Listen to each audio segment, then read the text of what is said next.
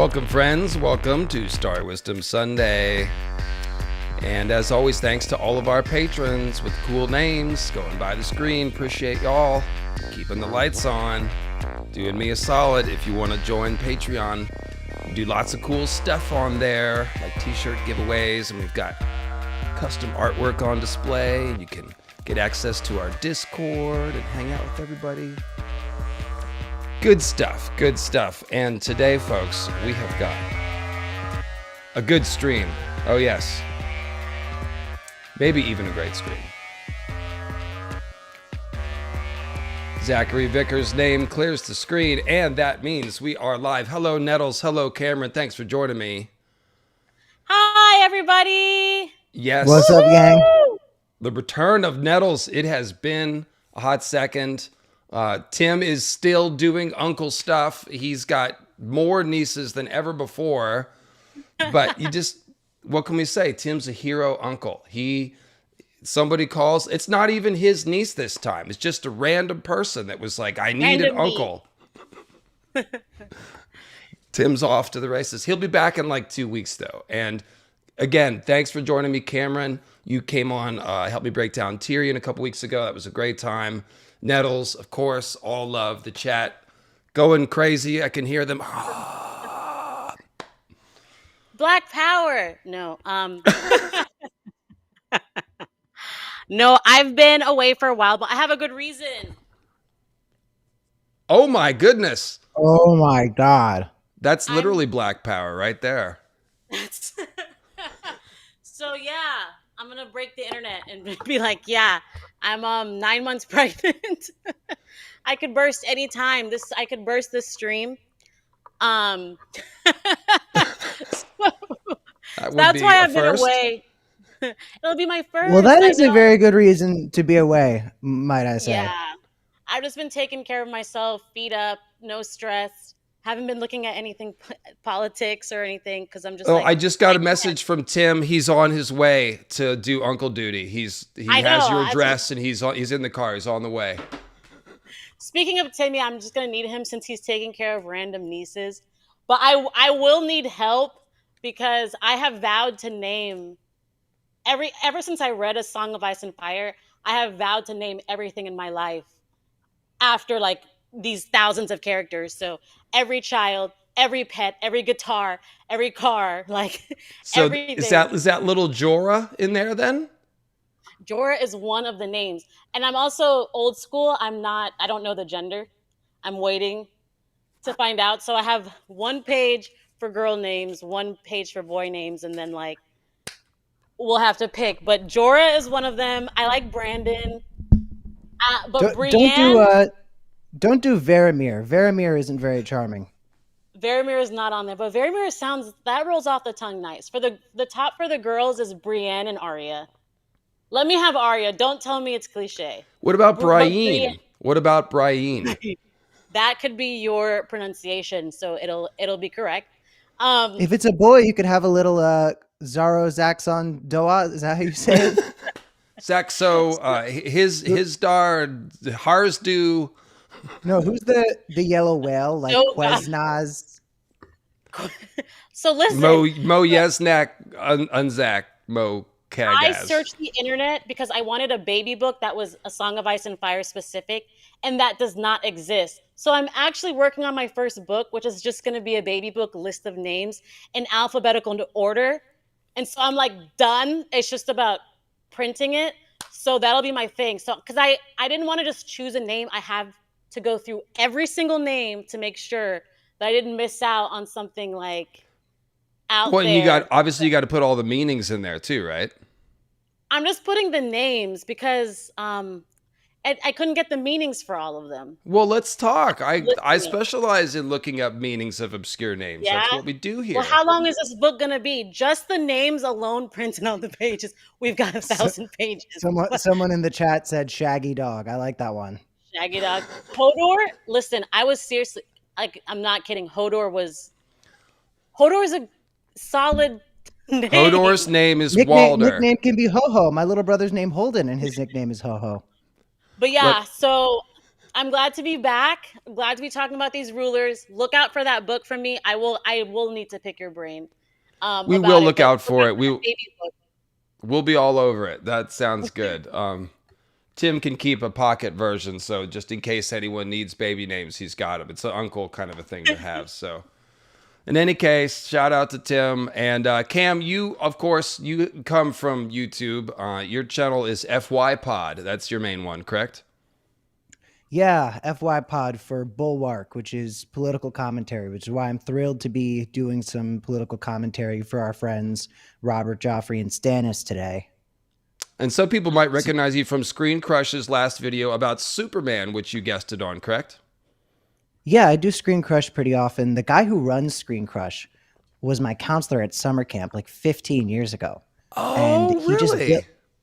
just built this massive channel, and he used to be the guy that no matter what, you can go to him and talk to him about comic books and about Song of Ice and Fire and about Star Wars and everything. Everyone knew him as the guy that if you had any geek stuff, you could talk to him about it.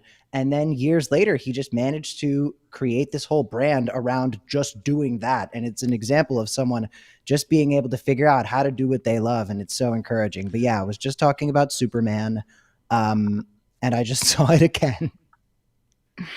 God help me. But I can't manage to leave my house. I haven't seen How to Train.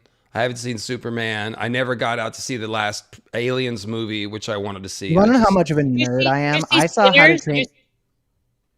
Sorry? Did you see Sinners at least? No, nothing. I've seen nothing. Sinners is so good. Shame. But you go see Sinners. You have time for How to Train Your Dragon. See How to Train Your Dragon in 4D. It's worth it. The seats that move in the water and everything. Do that. Let me just say for everyone watching, here's how I feel like this is the audience to talk to about this. I can't talk to my political audience about this. They won't care. But this is the Song of Ice and Fire Geek Chat. I saw How to Train Your Dragon on a date with this very lovely girl. So sweet, so fun to hang out with. But then after the movie, I feel like I might have done kind of a reverse charm, because we walk out of the movie and I just can't stop talking about the fact that Vikings were using catapults. And I'm saying to her, oh my God, there's no trees on the island. And Viking longboats don't have enough storage room for raw materials. So they just pull up to the island on these longboats, and they cut to Hiccup, and he's helping the other kids hop on the dragons, and they go back and there's catapults, and Vikings don't use catapults. And I don't know, I feel like I might not get a second date after that. Well, Cameron, I'm going to table the dating discussion, because if I uncork my dating life, we're going to lose time and viewers. It's not been Can't best. argue with that. In any case, point is, everybody, Vikings don't use catapults. All right. Yes, Okay. That's right. That's right. They don't. And there is, of course, an Alien TV series coming out that looks awesome. I'm all over that. I would like to try to cover that if we can. But let's talk about order, chaos, good, evil, and 20 of these MFers who hold power in Westeros. So here's what we're going to do. We're going to drag these names into the quadrants by arguing about it. And then we will start running polls. We will eliminate some of the obviously more evil candidates, assuming that nobody wants an evil president. We'll run polls for like maybe similar characters, maybe pit Old Bear Mormont versus Ned and see which like stable, reliable guy we want. And we'll get down to electing a president of Westeros through polls. And you guys can participate in the polls. So that's the deal. Just going to be a little more loose than some of the other tournaments that we did, because I think it'll be more fun that way. So we can start with any of these names. And I did not put Rhaegar on here. Rhaegar is the best king that never was, obviously. But actually not. He seems like he might be a little distracted with prophecy. We don't know. Yeah. We don't know. Tywin wanted to supplant Aerys with Rhaegar, but then that's comparing him to Aerys. So pretty much anyone looks good. Yeah. Tywin put Joffrey. Tywin will put anyone because he knows he'll be the real ruler. So can't go off that. So, but here is the list that I came up with. So these are people that hold power, and specifically people that have some sort of theory of power or strategy of rule that makes them worth talking about. So King Robert, obviously. Then we've got the kings from the War of the Five Kings, Joffrey, Stannis, Renly, Balon, and who's the other freaking Robb? Iron Island. Oh Robb. no, yeah, Robb. Yeah, I Sorry. said Balin. But then You we've did. also got Olenna Tyrell, Tywin, Ned, Old Bear Mormont, Asha, and Euron both competing for rule of the Iron Islands. And again, they have theories of power. And then our three heads of the dragon, Euron, Daenerys, and Jon Snow. That's just my opinion, but I think Euron is the third head. Then we got Fagon, the sort of fourth wheel of the three-headed dragon. And Cam, I know you're a Fagon. Are you a Fagon fan, or are you just like talking about him? Both. I love Fagon. I think he gets a hard time, and I think that despite the fact that he's definitely kind of an edgy teen, he means very well. And I think that I'm a little bit Varys pilled on that. I think that Varys's monologue definitely sold me, because it's worth noting that Varys had no reason to believe anybody was listening to what he was saying to Kevin. When he was talking about how great a king Aegon VI would be to Kevin, he didn't need to be performative. Kevin was going to die. So maybe he was doing a shtick because maybe the little birds were listening, or maybe he's just super cautious when he's anywhere in the Red Keep. But I think he was just being dead ass. I think Varys and everybody else really, really set this kid up to be a good king. But we'll get into that because he's also got his drawbacks. Well, no, let's start with Fagon. I was going to let you guys pick the first one since you're the guests and we're talking about him. So let's drag him out here. I will say you're missing someone. Who's that? Tyrion. Yeah. Come on. It's because as soon as you said three heads of the dragon, for me, Tyrion is my third head of a dragon. Not your theory, but who I want in the books to ride a dragon. I want it to be Dany, Jon, and Tyrion. Yeah. What I can say, I will say, I don't think Tyrion and Tywin would be incredibly different. And we are doing Tywin. And I feel like one of the things we learned is We gonna fight. We gonna fight. I'm What ready. are you talking about? Well, they have the same theory of power. I think I agree with Cameron on that. I see why you would say that, but the way they handled King's Landing is so different. Like Tyrion slumming it with the likes of Bronn, like. I think that totally they've got plenty of differences, of course. I think the way that I put it is Cersei wishes she could be Tywin and she can't. Tyrion wishes he couldn't be Tywin, but he is. I like that, but still, you could wish all you want, but Tyrion is his own person. Tyrion is a very different. But I said my piece. Well, Tyrion Well, I think there's an interesting. There's kind of a blank spot as far as how Tywin ruled as Hand. We actually don't know. We know that he was regarded as generally effective. We know that he was a psychopath in putting down like the Rains and Castemirs in the Westerlands, but we don't really hear much about his handship other than like he kept the trains running while Aerys got crazier. So it may be that Tyrion in King's Landing is a little bit of insight into how Tywin would have functioned when he was younger, perhaps, but it's hard to say.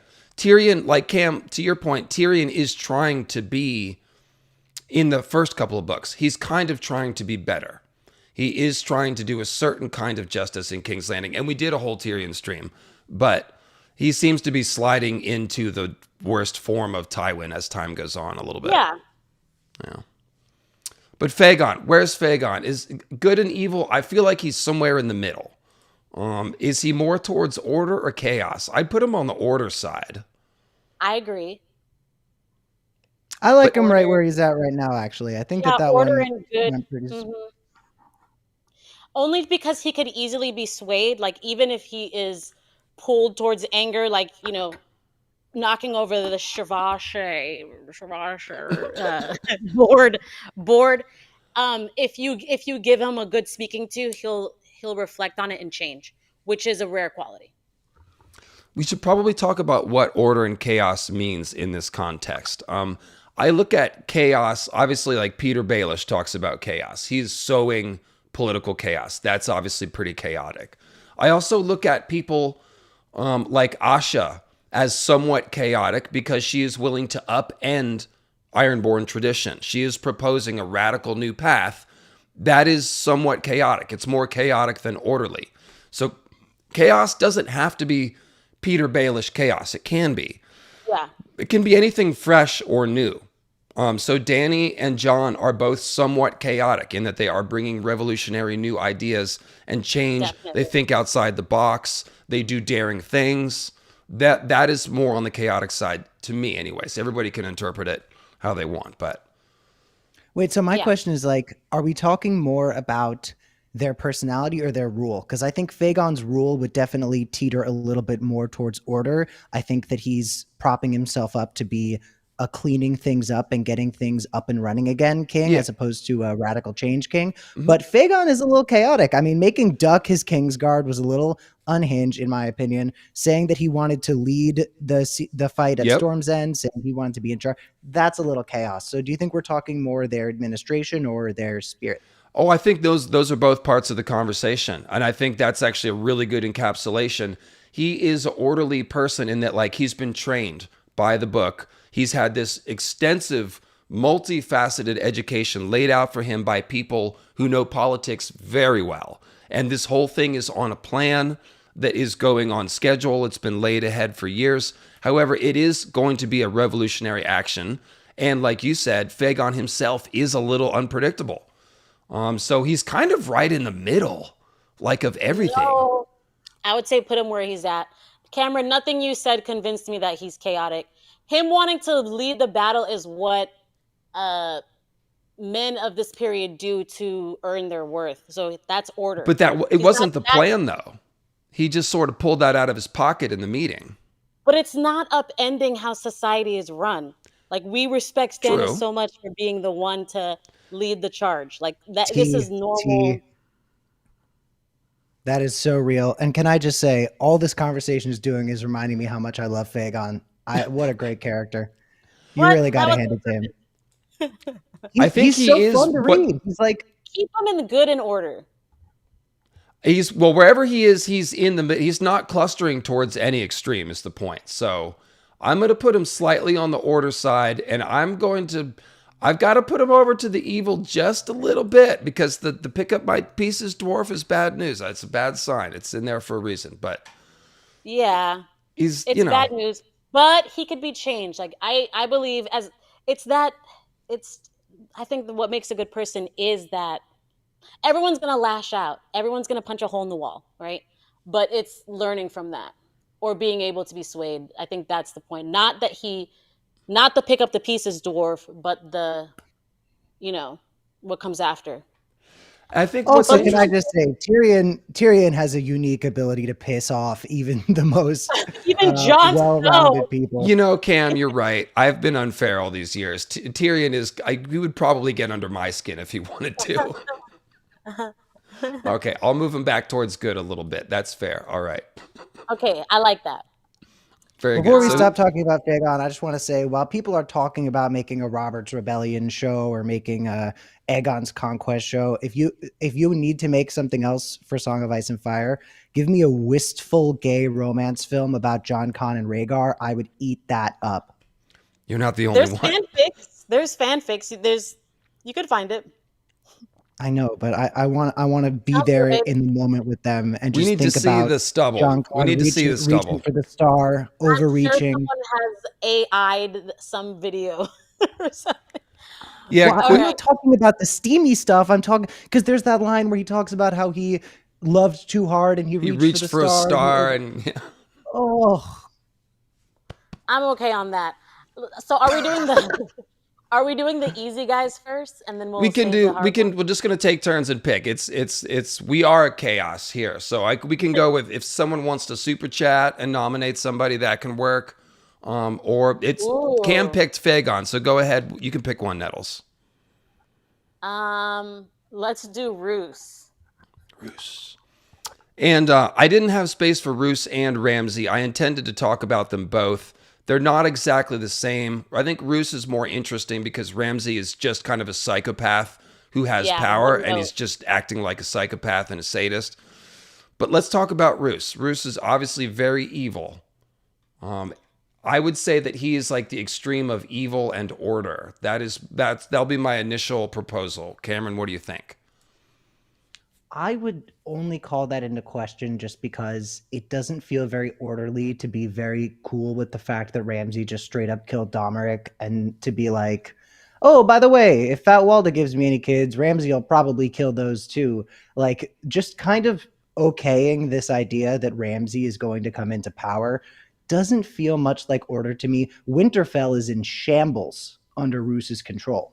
Winterfell is not in order. The hooded man is killing people. Everybody's got knives at each other's throats.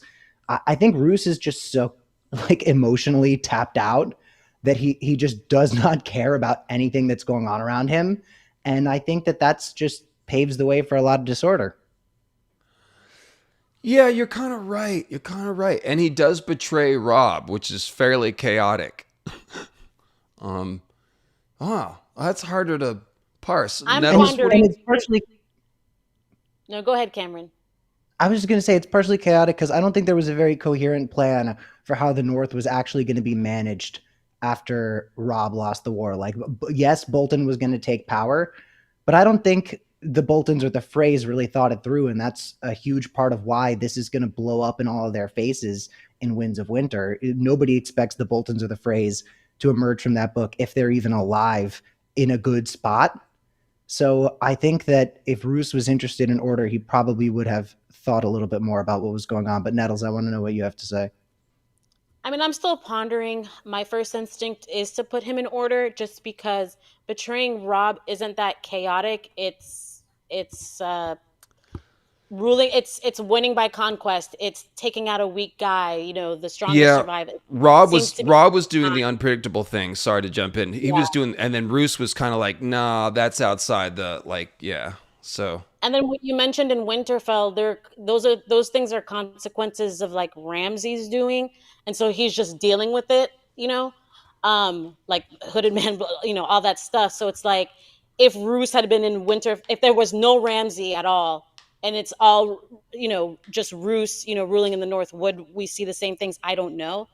Something about him seems orderly though, like just the fact that he followed Robb in the first place, whether it was for pretend or whatever. This guy is willing to play by the rules of the time or what's expected of him until he has an opportunity to achieve his own agenda. So that's pretty orderly to me. He knows how to play the long game.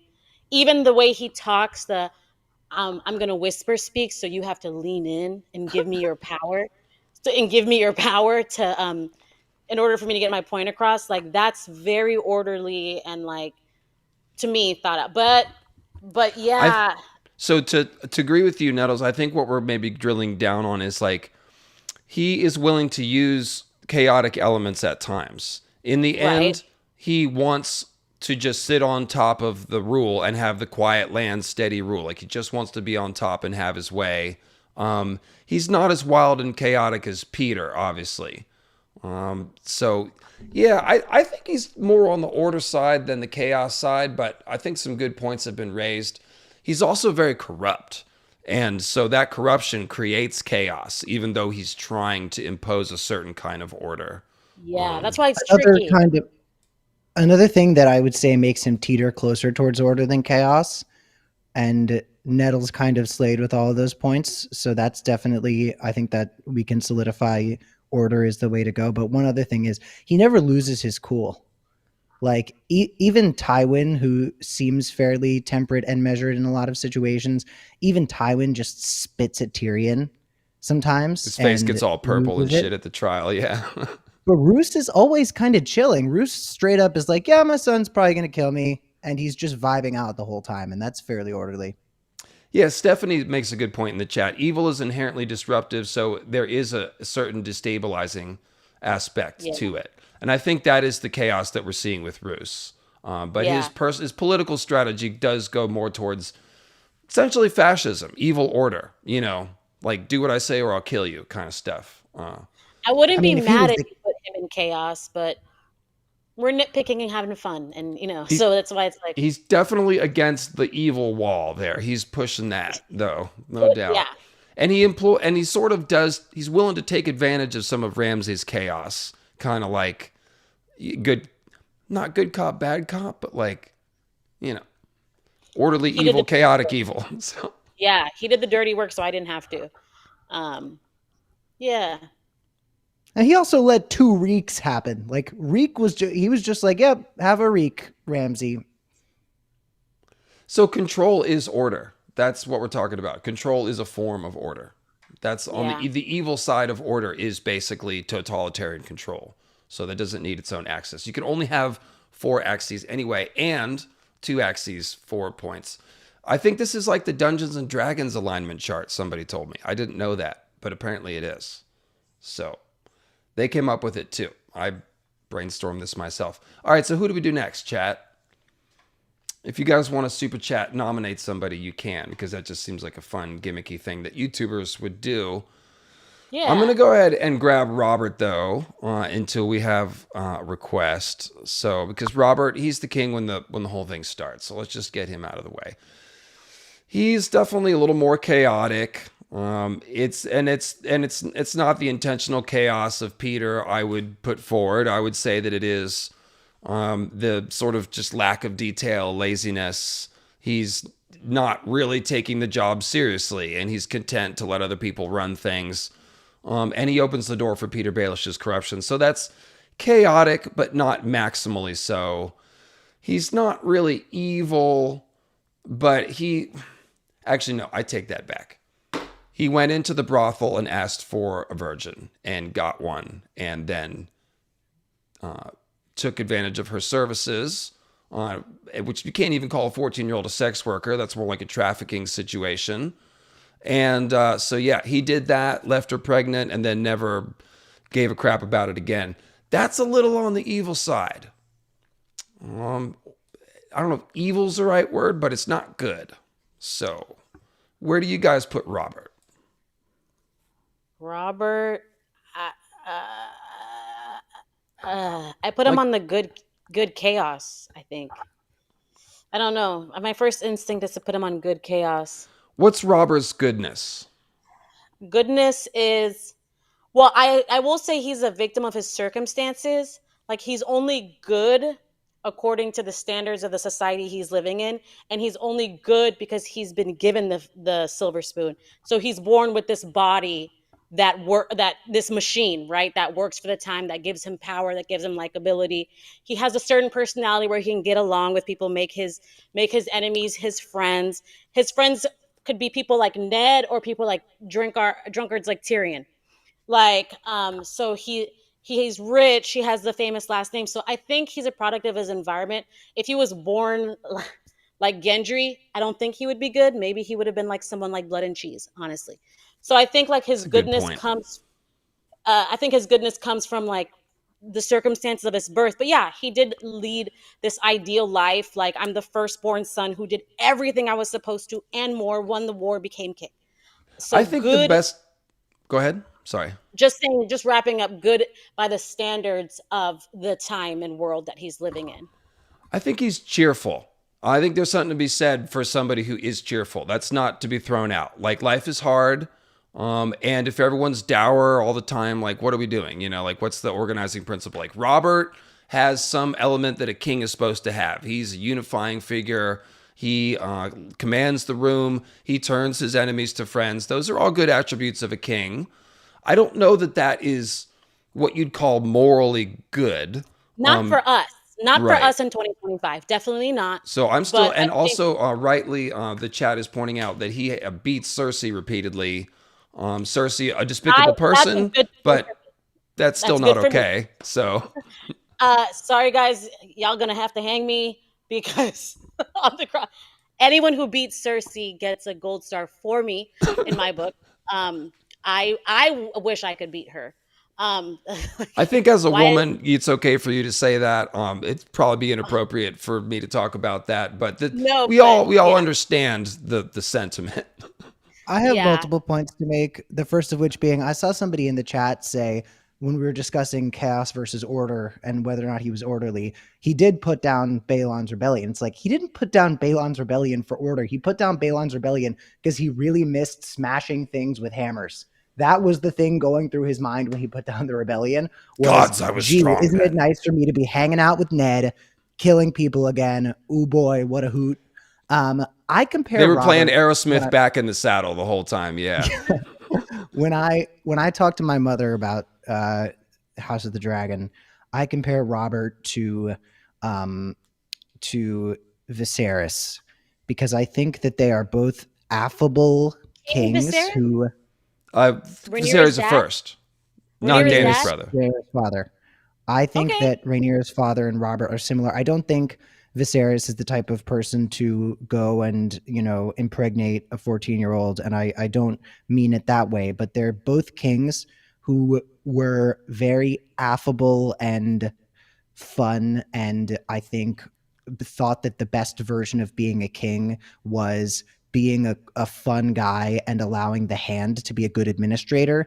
Because I think, Otto Hightower's opportunism was a bad thing, but I think in terms of his administration, it was a fairly peaceful time in the realm when Otto was the hand. And of course, he was sowing the seeds for something that ended up being so disastrous. But taking the dance out of it, taking the greens and the blacks out of it, Otto was an administrator the way Jon Arryn was an administrator. And they were two kings who were sort of just vibe lords whose hands were keeping the realm steady. But it was those kings failing to have a strong management skill that led to a war immediately after.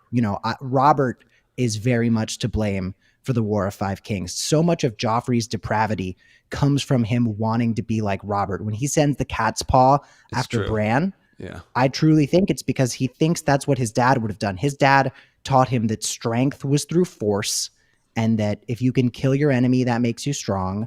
And Cameron, I think that's that unfair because his dad is also Jaime, and that's what Jaime would have done. well, I True. don't think that Jaime was. I don't think Joffrey was actively Subconsciously, thinking, "I want to be like Jaime." I think Joffrey was like, I'm always "I want to be the confused. next king." Yeah, I'm always confused when he said, because every time he's like, I'm trying to show a force of power like my dad. Which dad? Because Jaime and Robert are kind of similar when it comes to smash things and ask questions. Well, so later. that's one of those things where it's the author winking to the reader more than Joffrey's Yeah. train of thought. Yeah. But you're I right, think Cameron, that's and it's even more true in the books actually that Viserys is like a feast lord. He loves the balls and the feast and just kind of wants to everyone to get along, and that's why he never deals with the problem. He's like, can't you all just have a feast and not fight and You know stuff what for a else big it's like at that family? dinner And when it's like at the dinner where the Valerian kids, Rhaenyra's kids, were fighting with Aegon and Aemond and the Greens, and Viserys was like, "Can you all please get along and be friends?" That reminds me of when Robert was dealing with Sansa, Joffrey, and Arya when they were on the King's Road on the way to King's Landing, and Robert was just like, "Why can't you kids be nice to each other?" Yep. yeah, not good Yeah. comparison. And of course, the chat's also pointing out that Emmett Arryn was 14 or maybe 15 when Viserys got her pregnant. So that's different than going to a brothel and saying, I'd like a virgin. Obviously, it's more a reflection of Westerosi culture and all that. But it is, if we're comparing the characters, that it is comparable. They both did impregnate teenagers. So Yeah. I forgot that about Emma Aaron. I just sometimes the show just gives you these biases where you forget which children were children. I'll just say this. I don't care about the ages because of the times and like it's different.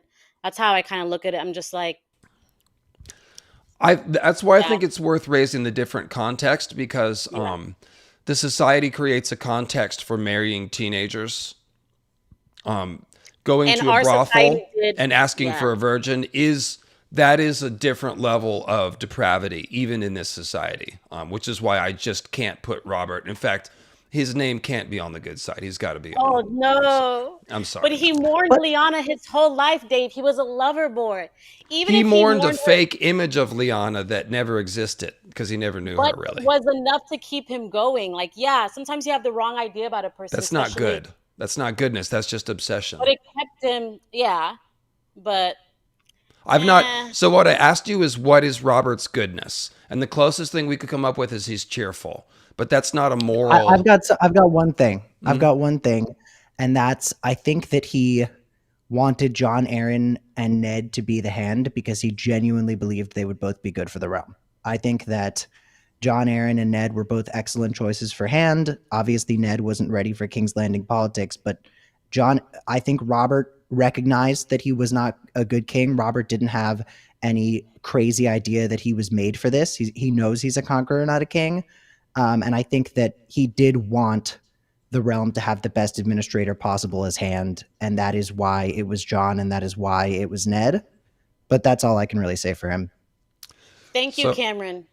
So I personally think he's more chaotic than orderly, but not so chaotic that he compares with some of our chaos lords. That's kind of my take on it. And I'm going to argue a little bit for order just because, fine, you want to put him in evil? I'll let you have that one. But I think he needs to be in order because he does things that are against his... Does he want to be king? No.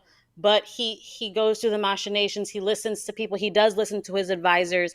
He does he's like, if our definition of chaos is like going against the status quo and not necessarily doing something like evil, then Robert has done his entire life exactly what he's supposed to do. I'm supposed to like Lyanna.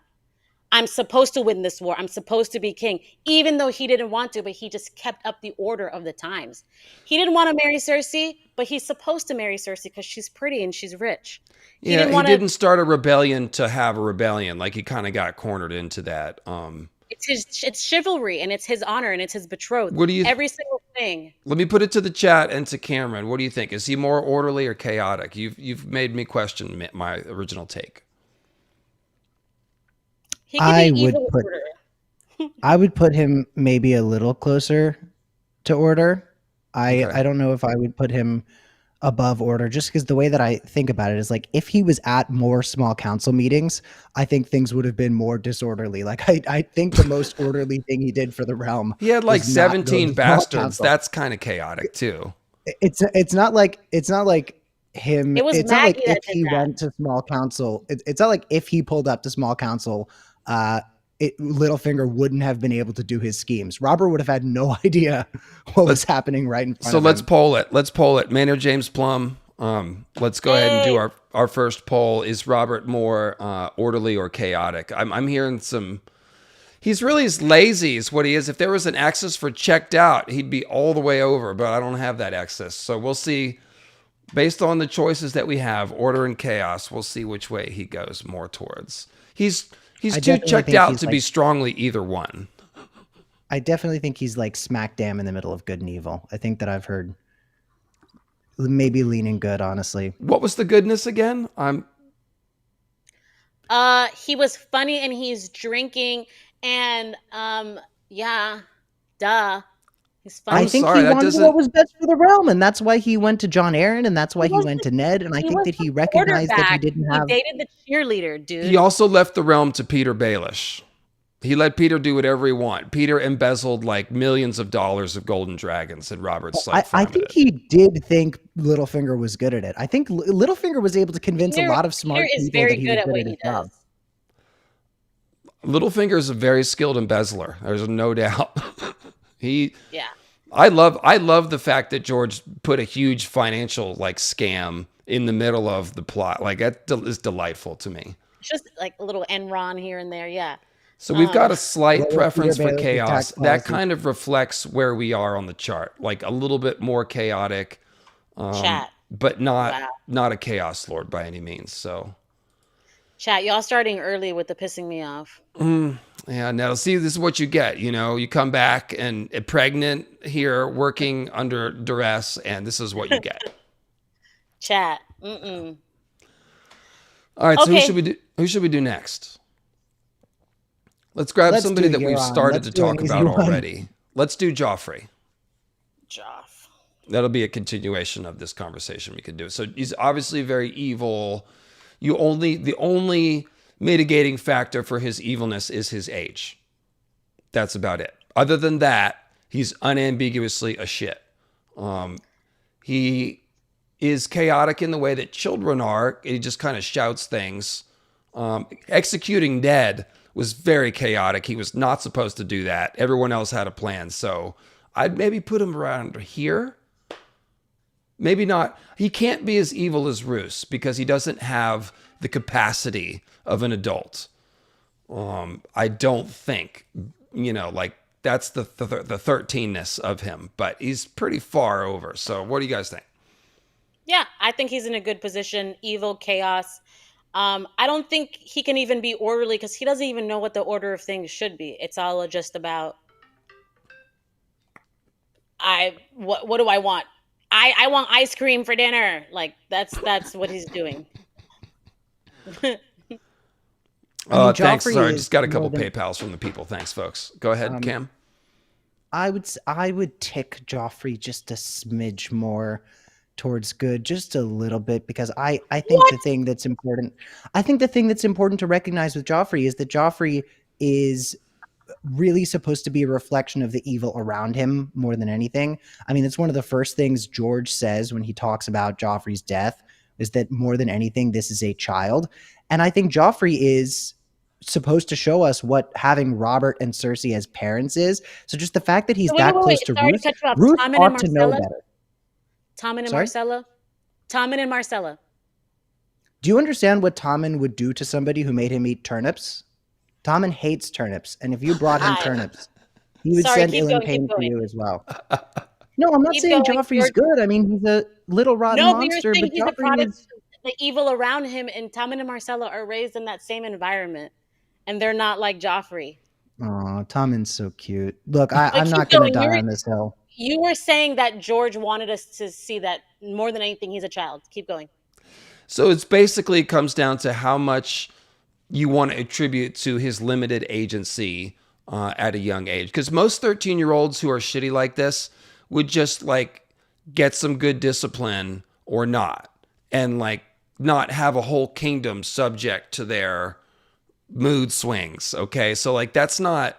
You have to blame the adults for empowering Joffrey and for training him, but he's pretty freaking evil. I mean, there's the whole, like, he's the kid that tortures animals. So. I think he's fine there. I just wanted to raise the point that I always think about how Joffrey is so the fault of Robert and Cersei. Yes. I don't think he's good in any way, and I think it's just Roose is so much more rotten because Roose ought to know better. Yeah, the agency makes Roose more evil to me. I agree with that. Yeah.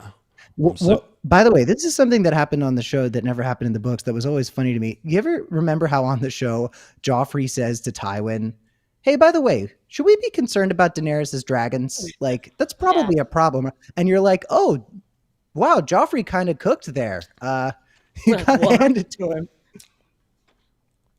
That was a good scene. I had forgotten about that one. So I feel like plowing through the Baratheons here. So let's do Stannis and Renly. Stannis is obviously very orderly, right? Order evil. Evil? I'm sorry, what? Yeah. Order evil. Get that man out of here. He does burn people. Get him out of here. But then he also goes north to save the kingdom when everyone else is trying to selfishly squabble for the throne. That's the order part of him that's taken over. But the evil part of him says like, "Oh, women are useless. I hate my wife." But let me get Melisandre up in here. Look, the man has issues with women. There's no doubt. I'm sorry. 50% of the population is useless. I got to see the poll on this one. Cam demands trial by poll bat. Yeah. The good in Stannis, I just don't see it. He holds grudges like crazy. You're talking about a bird. You're jealous of stuff that Robert did when y'all were kids, and he made fun of your bird. Get over it, dude. Like, stop. I mean, that's fair. Oh God, he never forgets a slight. The whole Renly situation. I am so sorry. Like, you're my brother, same mom, same dad, and I could let that happen and just be like, "Oh well, Renly deserved it because he went against." No, put him on evil. No way. Yeah. Okay. The Davos fingers thing was messed up, man. We talked about that a lot, but I hate that. Yeah. You can't cut off a man's fingers. He just saved hundreds of people. What the hell's that? I know. Saved your butt. Well, he's very, very order. Nettles, you came out hard with the evil. So Cam, Okay, you want to make a can I case just for say one Stannis' thing? goodness? Can I just say one thing? You do got to hand it to Stannis. Like, Nettles, I totally hear you on Tyrion.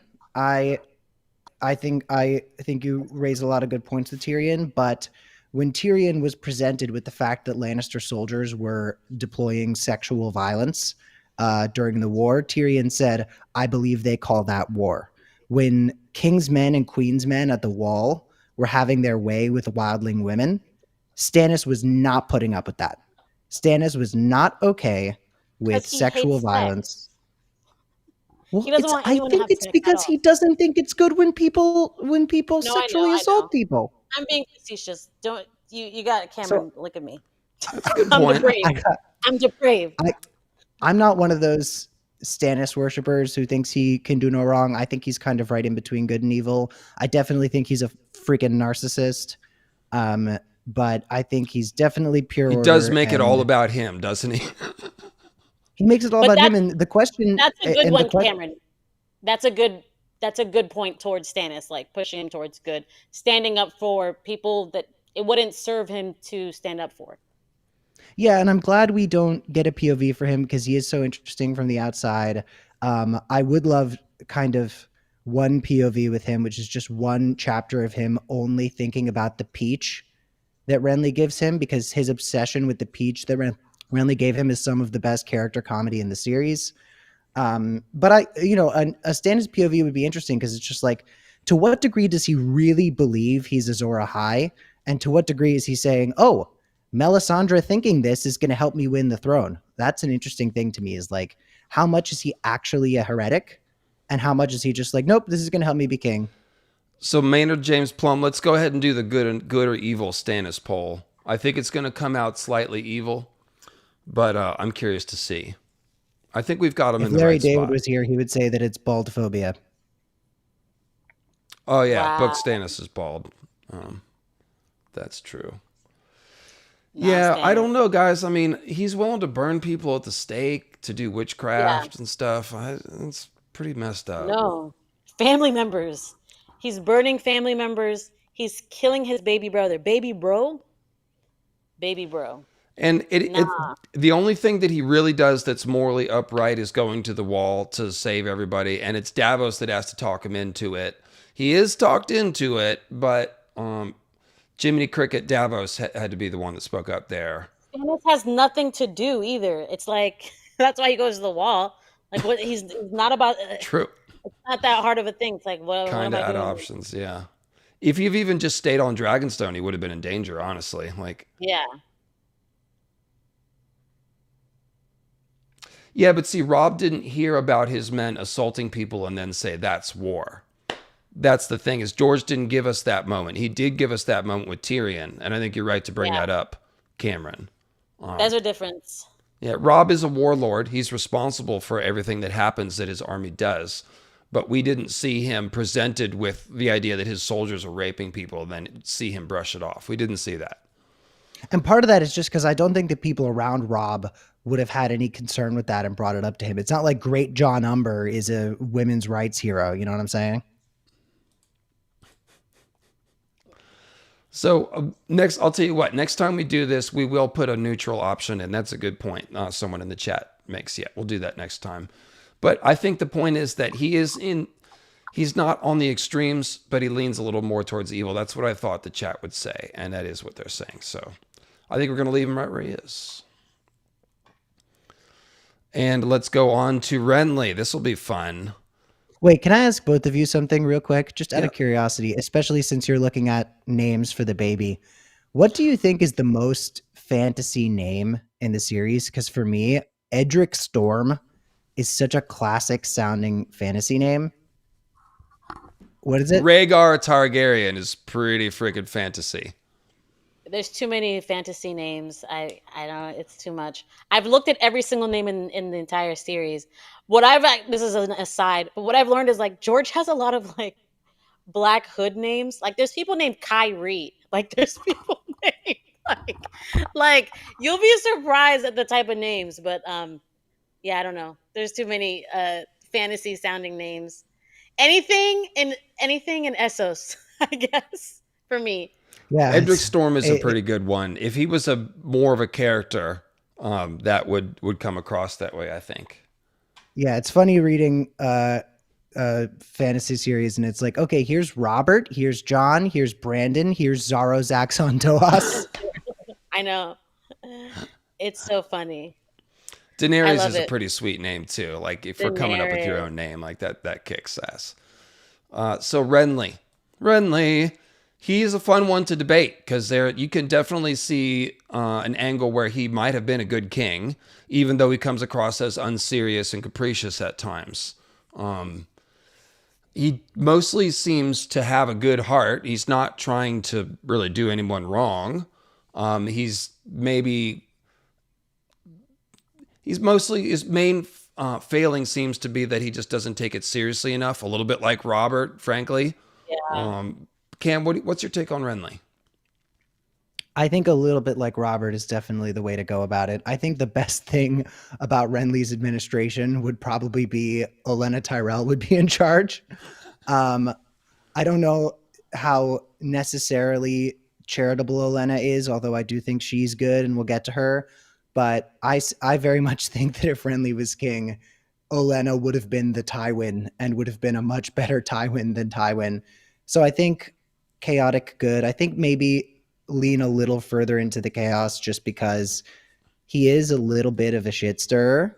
I think that he kind of likes trouble a little bit. And I think that he just the fact that he trades japes the way that he does. I mean, it's like the first things we ever see from Renly are him in small council, like making jokes about people and smiling and making light of certain things. Yeah. The way that he reacted when they were presented with the assassination of Daenerys, this young child.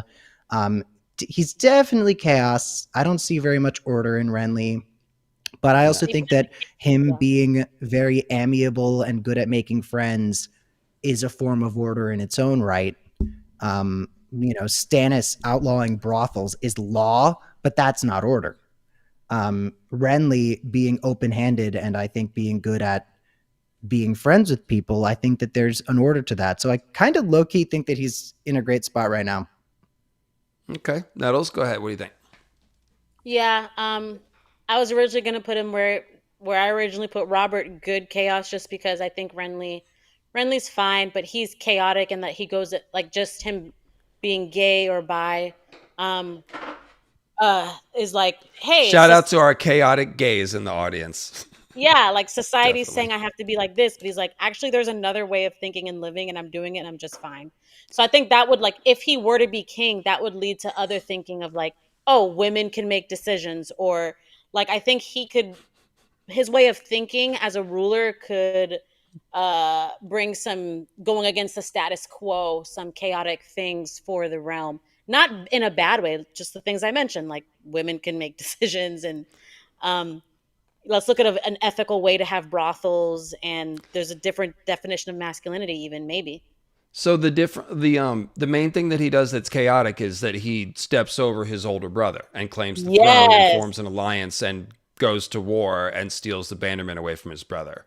Once on the throne, he'd probably be like a little bit better than Robert.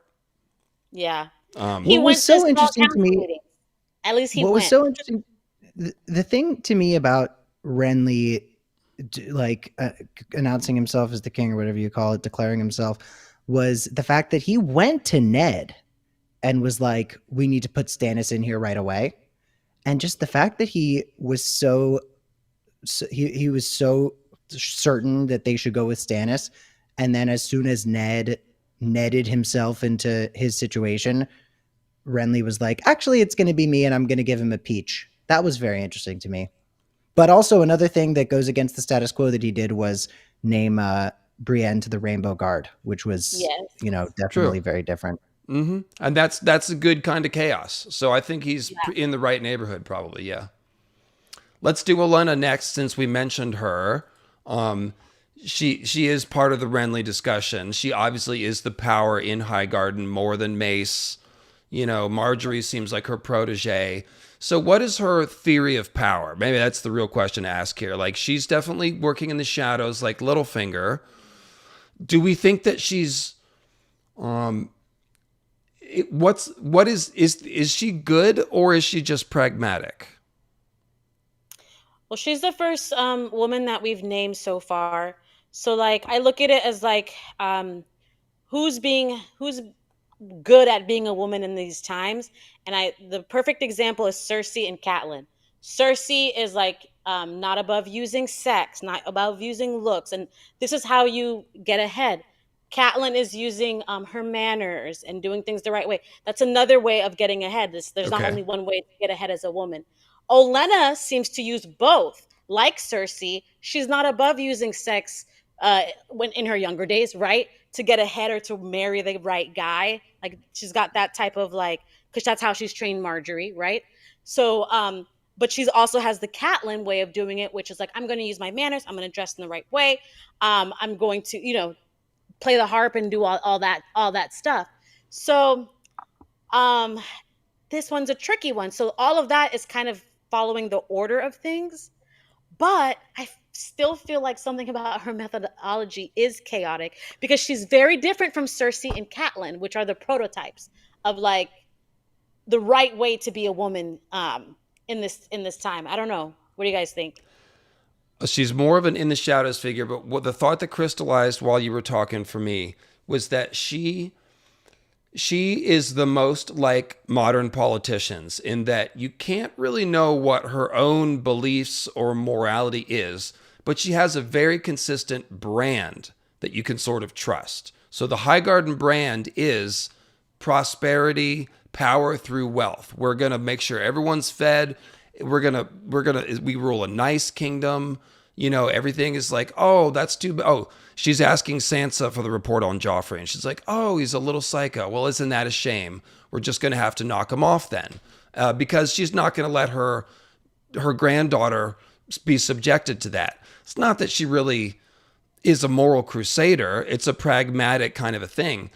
But again, the ruling brand of Highgarden is like they show up and they feed everybody and they win favor by doing that, not by being cruel like Tywin and making examples out of people. So I think that that is a certain kind of political goodness, if not a moral goodness. And I'm just trying to delineate there. Cameron. I think that Olenna has a very great mixture of sort of a huge ego that builds her up, but also a lot of humility. Like she is very happy to be like, oh yeah, Renly, what an idiot. And I think that you learn the most, at least from the books, about Olenna from that Sansa chapter. I believe it was Sansa's first chapter in Storm of Swords, where she says, okay, give us the deal on Joffrey. And I think that she doesn't betray Sansa. She tells Sansa, you can trust us. And Sansa was, in fact, able to trust them. And I think that you're right to say that it's hard to tell the degree to which she wanted to knock Joffrey off to take care of her, of Marjorie, versus because it would be good for the realm. And I think that the answer is somewhere in between, because what's good for the realm if Marjorie is going to be queen is what's good for Marjorie. And I agree that there's this sort of more is more politics to the Tyrells, where their version of the kingdom being successful isn't the kingdom like Stannis' where the laws are enforced the hardest, or the kingdom like Robert's where they're the most fearsome warriors. The Tyrells' version of a prosperous kingdom is the kingdom where everybody's eating good. So I think that's worth taking into consideration. I also think that the South is very chivalrous, and while the North has honor, a lot of Ned Stark's honor comes from the way he was raised by Jon Arryn. And Catelyn Tully's influence is part of what made the children so good. The Starks throughout history were kind of harsh and brutal and insane and did some pretty messed up stuff. So I do think the chivalry of the South is important to take into consideration in terms of how Olenna would be an administrator.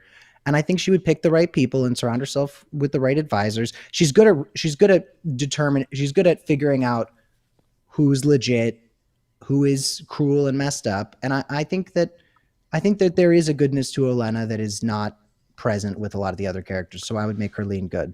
I agree with all that. Yeah. I think she should straddle the line between good and evil, but I don't know where to put her on order and chaos. We can't say she's evil. We can't say she's good. She's on the line. No, I think I mean, this is also just like famously the most morally gray series of all time. So when you're ranking, I think she's good. Evil, when you compare her to other characters, I think she's definitely good, and I think that she's very orderly. Let me make the argument. Her things that look chaotic, like making a secret deal with Littlefinger and arranging for Joffrey's murder, these things are not done to destabilize. They're actually done to increase order. She has eliminated the chaotic person, Joffrey, and replaced him with a more stable person, Tommen, so that the alliance will be locked down and that rule of King's Landing will be stabilized. She's trying to isolate Cersei because Cersei is chaotic. So I think she's highly, highly order. And she's also the one that organizes her entire family.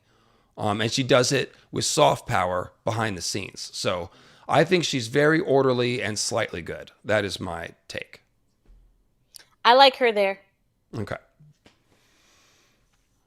I'm going to put her a little higher. Oh, I love Olenna. Are you going to let Stannis be more orderly than Olenna? And I think we could do worse than having Olenna as like either Queen of Westeros or Secret Queen of Westeros, for sure. So yeah. Chat, who do we want to do next? We got a super chat for Rhaegar. But Rhaegar's not on here. He's not on here because he was busy fulfilling prophecy when I roll called for names who wanted to be president. He didn't fill out the paperwork. So he's not on the ballot. We got a few super chats if you want to check them out. Let's do that.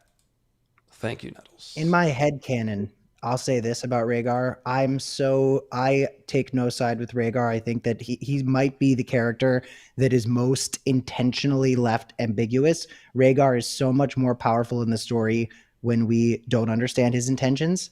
But I will say, canonically in my head, Rhaegar is the hottest Targaryen, in my opinion. Oh, yes, definitely. After Lysono Mar, the womanly, so beautiful. He's my silver prince. He's my silver prince. No, you're right. We got to go with John Conn's judgment on that. So, Olenna is the Steve Jobs of Westeros. I'm not sure I understand that. What did Steve Jobs do that compares to what Olenna has? She wore a turtleneck all the time. Always has the same outfit. That's it. Let's see. I can see Steve Jobs appearing with left and right at a conference. Please do Mance before I have to go make dinner. Oh, okay, Steer Pike. We'll do Mance next.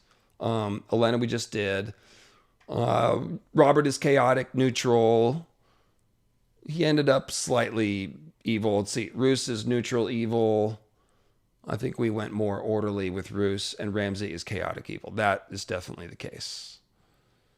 Thank you, Greenhand Steve. Can we have a Rank the Queens stream? That's not a bad idea. We might do another version of this for House of the Dragon when it gets close to season 3. That would kind of make sense.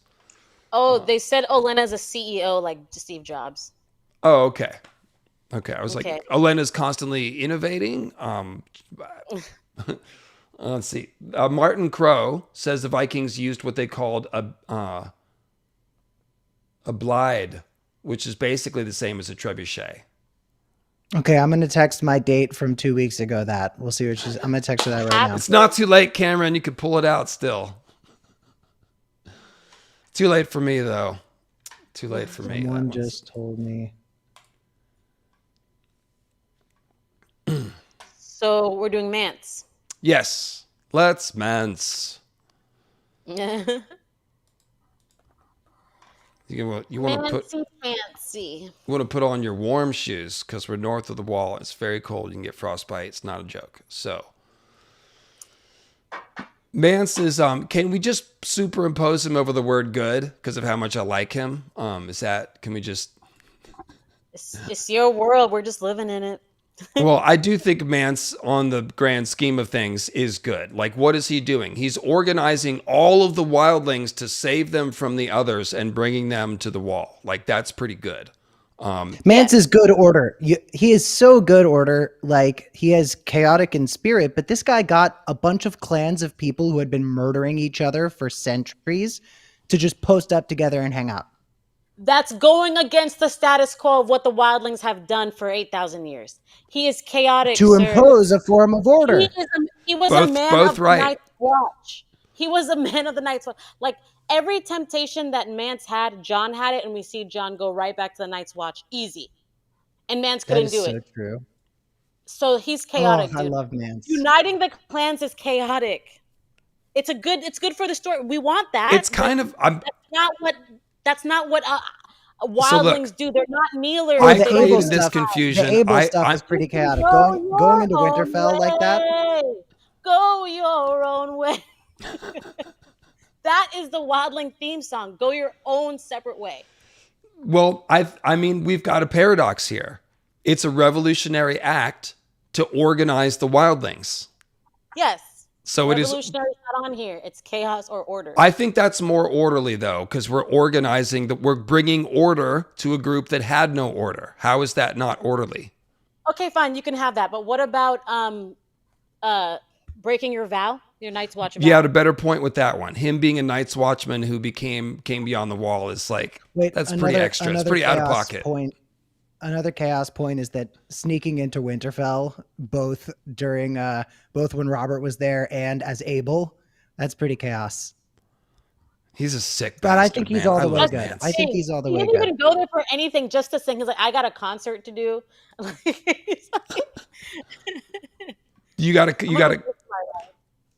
You said Mance has a concert or you have a concert? Mance, like Okay. I'm saying, he broke into Winterfell for no good reason other than to sing. Which is so real. Madison Square Garden. It needed a cultured audience to appreciate some of these songs. The wildlings just don't get the references. Who's the Dornishman's wife? I don't know. Okay, let's do a poll. He's obviously good. The poll is chaos, order, or neutral. Maynard Plum. Mance Raider. Is he order or chaos? I think he's really got strong elements of both. Like, he's not in the middle in the sense that like, oh, he's not really either one. There's strong elements of both in his story. That's interesting to I'm debate. surprised that Mance isn't considered one of George's favorite characters the way that Daemon and Tyrion are, just because when he talks about Daemon, the quote that he says about Daemon is something along the lines of, he's capable of such feats of greatness and such feats of evil. And his capability to do both is part of why George loves him so much. And with Mance, it's like Mance is, as we've kind of, figured out here, capable of such order and chaos. And Mance feels so much like Song of Ice and Fire as a character. And I love him, and he sings. Are we doing a poll on order and chaos? It's coming. Okay. Yes. There it is.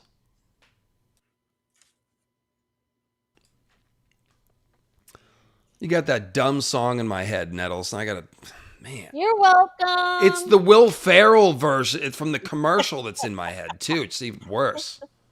They play that commercial like 5 times a game during the NBA playoffs. It was so bad. I have to ask the chat something. Chat, if Mance Raider existed in our real world here in 2025, what kind of music do you think he would be listening to? Who's Mance listening to on his headphones? Probably some new indie rock I haven't even heard yet. Or maybe like old like Jethro Tull or something, Could see that. Like Celtic music and stuff. But that's not fun. My boy's blasting Olivia Rodrigo. Don't say Creed. Come on. Bob Dylan is pretty solid, yeah. Oh my God, Mance Raider got so pissed when Dylan went electric. Steely Dan. They said Creed for sure. Steely Dan is a good one. I think David Byrne might be the right call. He's listening to David Byrne's like solo projects, The Cranberries is good. It's a tie between neutral and order. Man, I vote to take neutral off. I knew you guys would do this. Y'all want to take the easy way out and say neutral. We want you guys to vote on order and chaos. Order and now neutral's winning. Look how neutral this poll is. Order and chaos have the same amount. Oh, it's odor, and then chaos. This poll says nothing at all. Thank you, chat. No, it says he's in the middle. That's what it says. All right, that's fine. I think we learned a valuable lesson. Well, it was a Everybody's fun. still Put him a dropping. little bit towards chaos. You got to the He's red right in the silk. middle. I got to go with the chat. Sometimes The at least. red silk. Oh man. I mean, that's a very neutral poll result. I just gotta. Oh no, order is a little more than chaos. Okay, so I'll put him more on the order. I thought it was. I read it wrong. Sorry. Nettles, can I just say I'm so sorry because that was so well argued. Listen, I'm Well, the used point to it. is the argument. The point is the discussion, not. No, I know. He's just saying it was too good. It was too good. You killed Yeah, I think the honest truth is that he has strong elements of both. Like you can't call him organizing the wildlings anything but orderly, but you can't call it anything but chaotic to go from a Night's Watchman to the King Beyond the Wall and he sneaks into Winterfell and recruits Jon Snow and like then attacks the wall, lies about the Horn of Jormungand, and now he's working with Melisandre under a glamp. Like there's a lot of chaos there. Him I'll say beating the one crap thing out that- of Jon Snow in the training yard while he was disguised as Rattleshirt. Like what was going on there? I'll say one thing and I'll let it be that. He's if it is orderly to unite the wildlings, if the the others didn't make a resurgence, would he have organized the wildlings? He didn't do it to be orderly. He did it to survive. So that's We did my it because approach. there was a need. That doesn't make it less orderly. Okay. Can You're I just talking say, about- Dance with Dragons spoilers. If you're one of the 0 people on the stream who is not familiar with what happened with Dance with Dragons, skip right now. No, I'm so it's happy- been the 14-year anniversary was just the other day, so we are now outside the spoiler window. Go ahead. Can I just say, I'm so happy he's still alive, and I really hope that pink letter is just a bunch of nonsense, because if he's really in a cage, I would be so sad. I love Mance Rayder. Shout out Mance Rayder, my boy. And if he is He'll in a get cage, he out. won't be for long. Come on now. Yeah, he'll get out. Yeah. Mance is We'll the guy see. that's always escaping from prison. All right, so let's do old Ned. Ned. Ned starts off the book talking about Mance Rayder, actually. It's kind of funny. Ned is obviously very good, and I'd say Put him he's on, probably pretty orderly. He's Yeah. actually up in the corner, isn't he? Yeah. Push him as far in that corner. He's got to be French kissing that corner right there. He's nothing but order. He really is. Like, there's no chaos in him. Nope. I don't think there's any I think- evil in him either. For somehow. I think he, the best example, in my opinion, of Ned's order is something that wasn't really around in early Song of Ice and Fire, which was the clans in the North. The fact that he was able to just vibe out with them, and they were calling him the Ned, and which is comparable Facts. to the Wildlings calling Mance the Mance. Like almost any other ruler in Song of Ice and Fire would not have understood that he should meet the Northern clansmen. I should not say clansmen, but let's just say clansmen, that he should meet the Northern clansmen where they're at and not try to, if Stannis was in charge of the North, Stannis would have been like, I'm going to execute every single one of you. Whereas Ned was like, no, I'm going to do the diplomatic thing and be friends with these Northern clansmen. And I think that you learn a lot about Ned there. Another thing is when Jon is defending the wall and he thinks back to Ned saying, you're kind of only as good a commander as your battlefield voice. That was also very orderly to me too, because I just think about Ned teaching Jon and Robb that you got to be able to bark orders at people. And he taught Robb to eat with his men. He eats with somebody different every day so that he's always in touch with his men. That's a huge one. So yeah, Ned is pure goodness. I don't see any chaos in him, really. Like, once him and Robert were cornered by the Mad King and they had to fight, he came out and fought like a badass. But there's nothing about that was chaotic. And he's very implacable. He's very consistent. He is humble. He tries to do the right thing like until the very, very end. He's got certainly shortcomings having to do with ignoring King's Landing, not preparing Sansa for what he then signed her up for. But none of that is because of a lack of goodness. So yeah, this one was easy. I think so. I think we can keep moving. And his theory of power essentially is just what we said. close integration and involvement with his people. He meets his people where they're at. If they're up in the mountains, living a little more rustic lifestyle, he meets them there with respect. And then he meets his soldiers, in the mess hall. He treats Jon just like his other kids, even though it's a complicated situation. So yeah, he's nothing but good. Just for fun, someone said in the chat, so I'll ask, what do you guys think about him lying to Catelyn about Jon? I personally would have brought Catelyn into the loop. Order or chaos? Him lying to her. Well, he's preventing Robert from trying to take revenge, and it's definitely an orderly lie, I would say. I think that as far as he's concerned, it's more a lie of omission than an outright lie. True. Because yes, he is lying that Jon is his son, so that is totally a lie. But I think in his head, he's doing. I think that what Catelyn has to suffer emotionally to him is not nearly what Jon and the realm would have to suffer if things went the other way. But so I definitely think there was that was one of those things that makes Ned human and not just some perfect example, some bastion of order and goodness, is he did have to make that decision. That was his human heart in conflict with itself. But the last point I want to make on this is Barbary Dustin, if you're watching this, relax. Relax.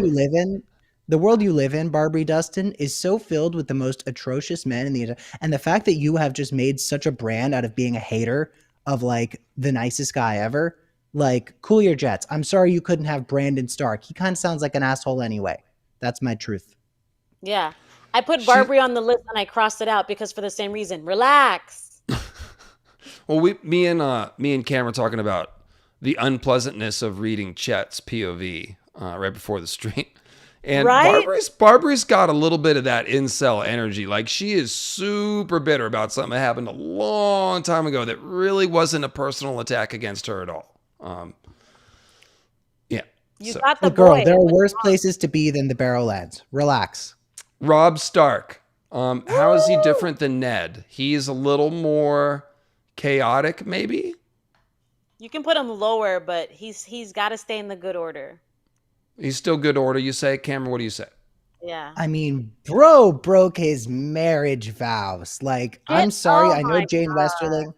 I'm not saying it was bad of him. I'm just saying that it was not chaotic. bad. It was very chaotic in Westeros, to do that. That is like one That's of the why most he's chaotic lower things you than can do. Ned. Ned kept his marriage vow. He took his brother's leavings.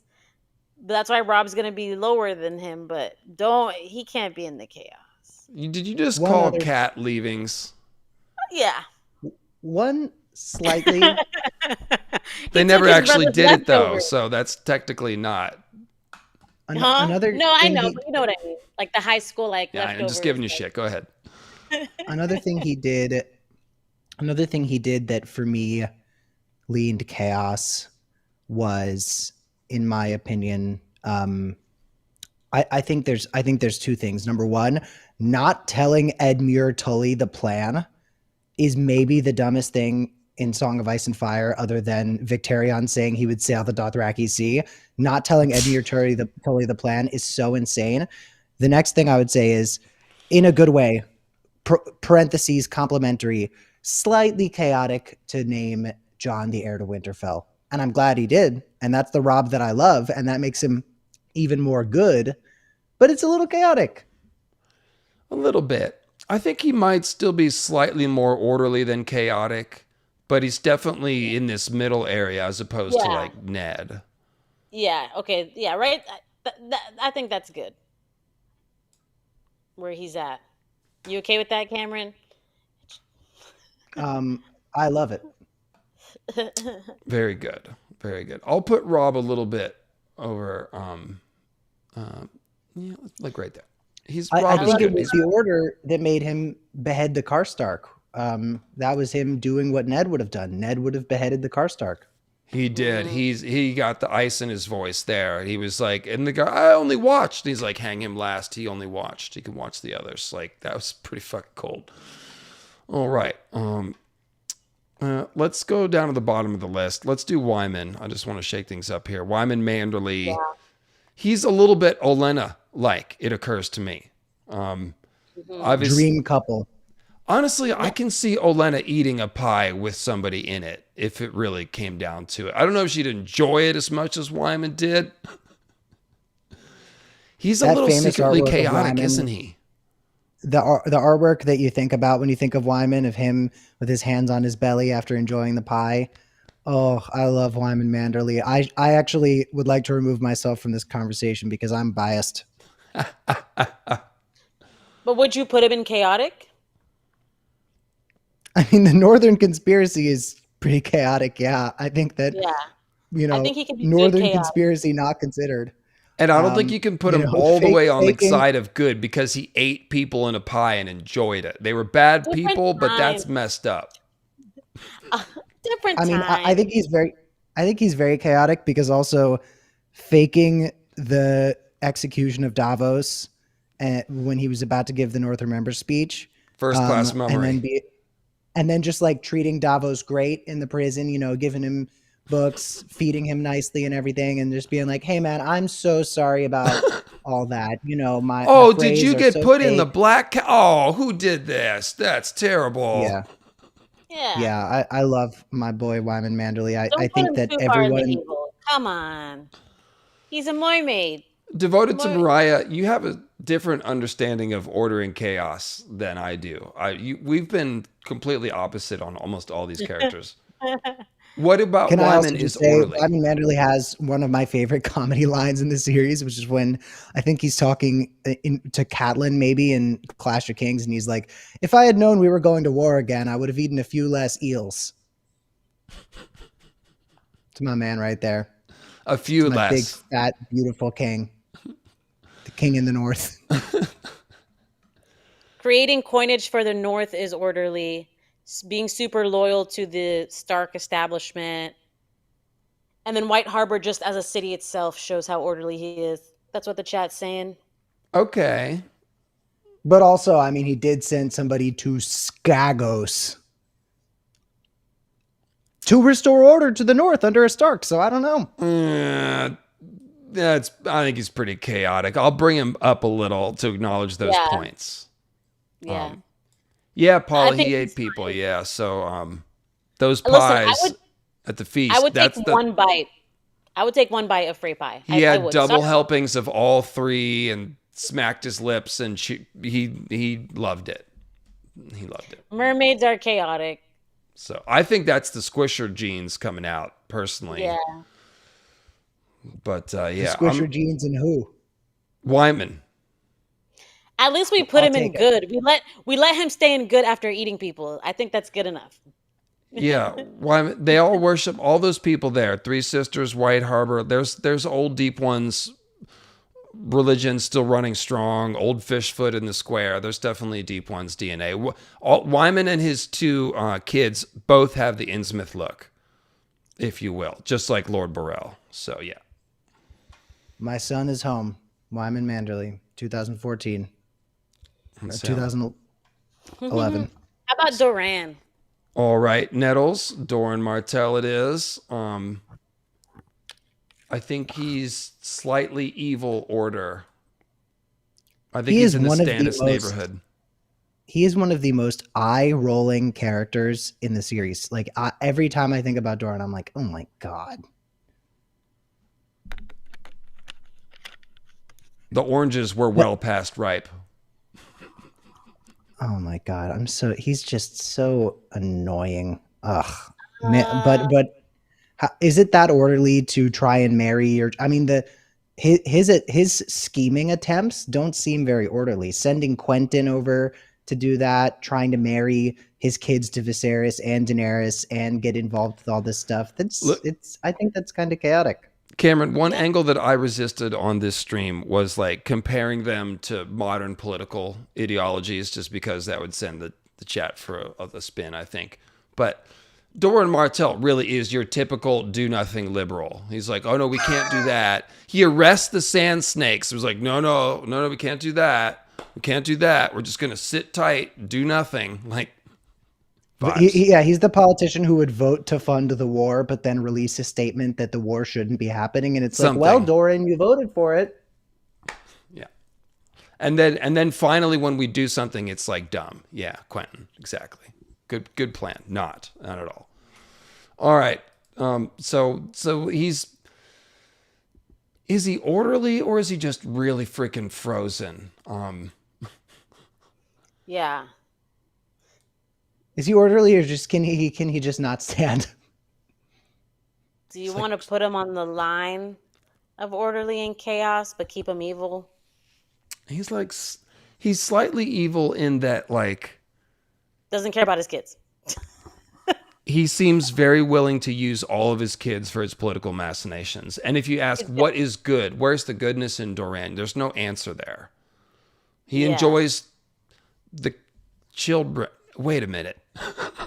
He likes to watch the children at the water gardens. What's going on here?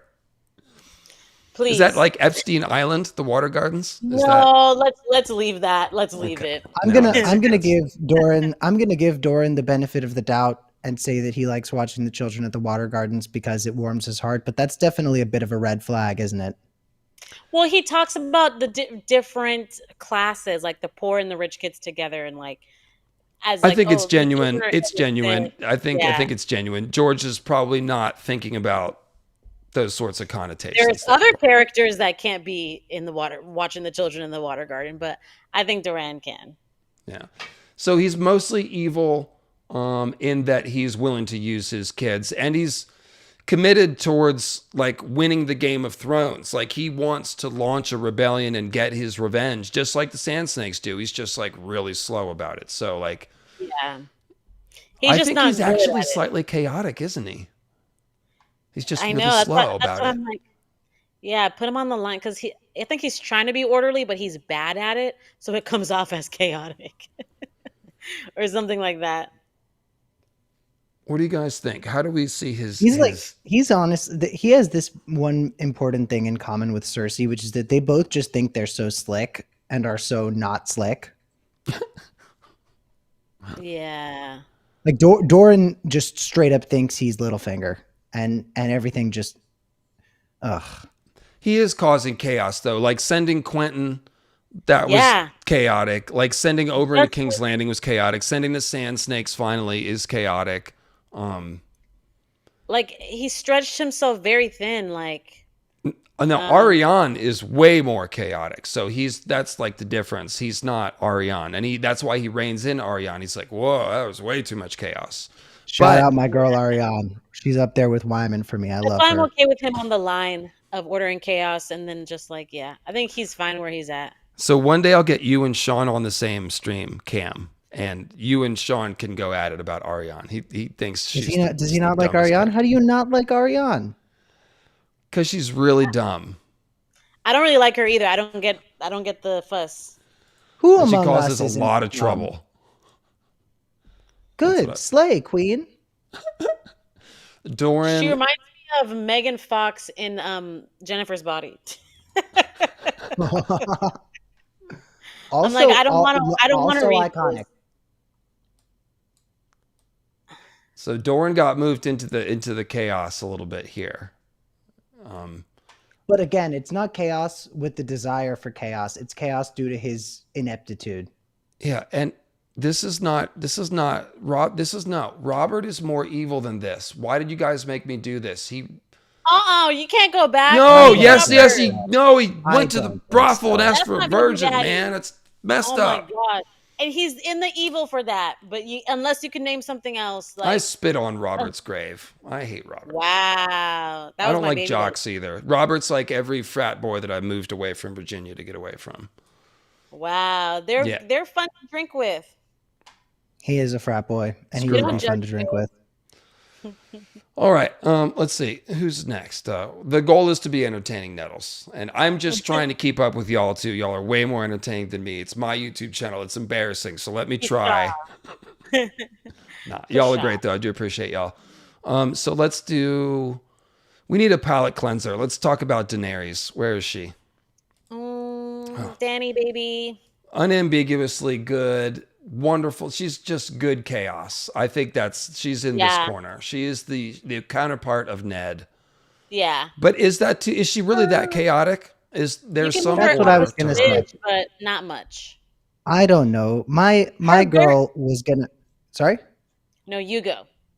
I was gonna say everything with his star, everything in Dance with Dragons. It seems like she's willing to be compromising on a lot of different things in order to have some sense of order. So while I think that her campaign to end the slave trade in Slaver's Bay is certainly rather chaotic, she has shown that she is willing to do the difficult thing in order to let there be some sort of sense of order. You know, the Hisdar stuff, the slave pits and everything, the fighting pits, like she wasn't doing that to be chaotic. She didn't open the pits to be chaotic. She did it because she thought that was the best way to restore order.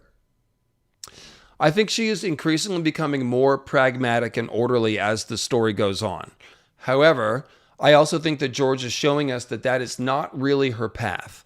And so this whole thing about remembering she's a dragon and reconnecting with Drogon, a lot of people interpret that wrongly to mean that she's going to turn evil and monstrous. And actually what it is more chaotic and more idealistic. Like she's gotten dragged down into this pragmatism of Slaver's Bay, trying to run Meereen. And it's kind of like, no, you're the cleansing fire. You're supposed to burn out the evildoers. That's why you have dragons. So I think that she's flirting with order a little bit, but at heart, she is a revolutionary and a chaotic character. So I'll move her up to like the middle of chaos, because there is a certain amount of order in being a leader.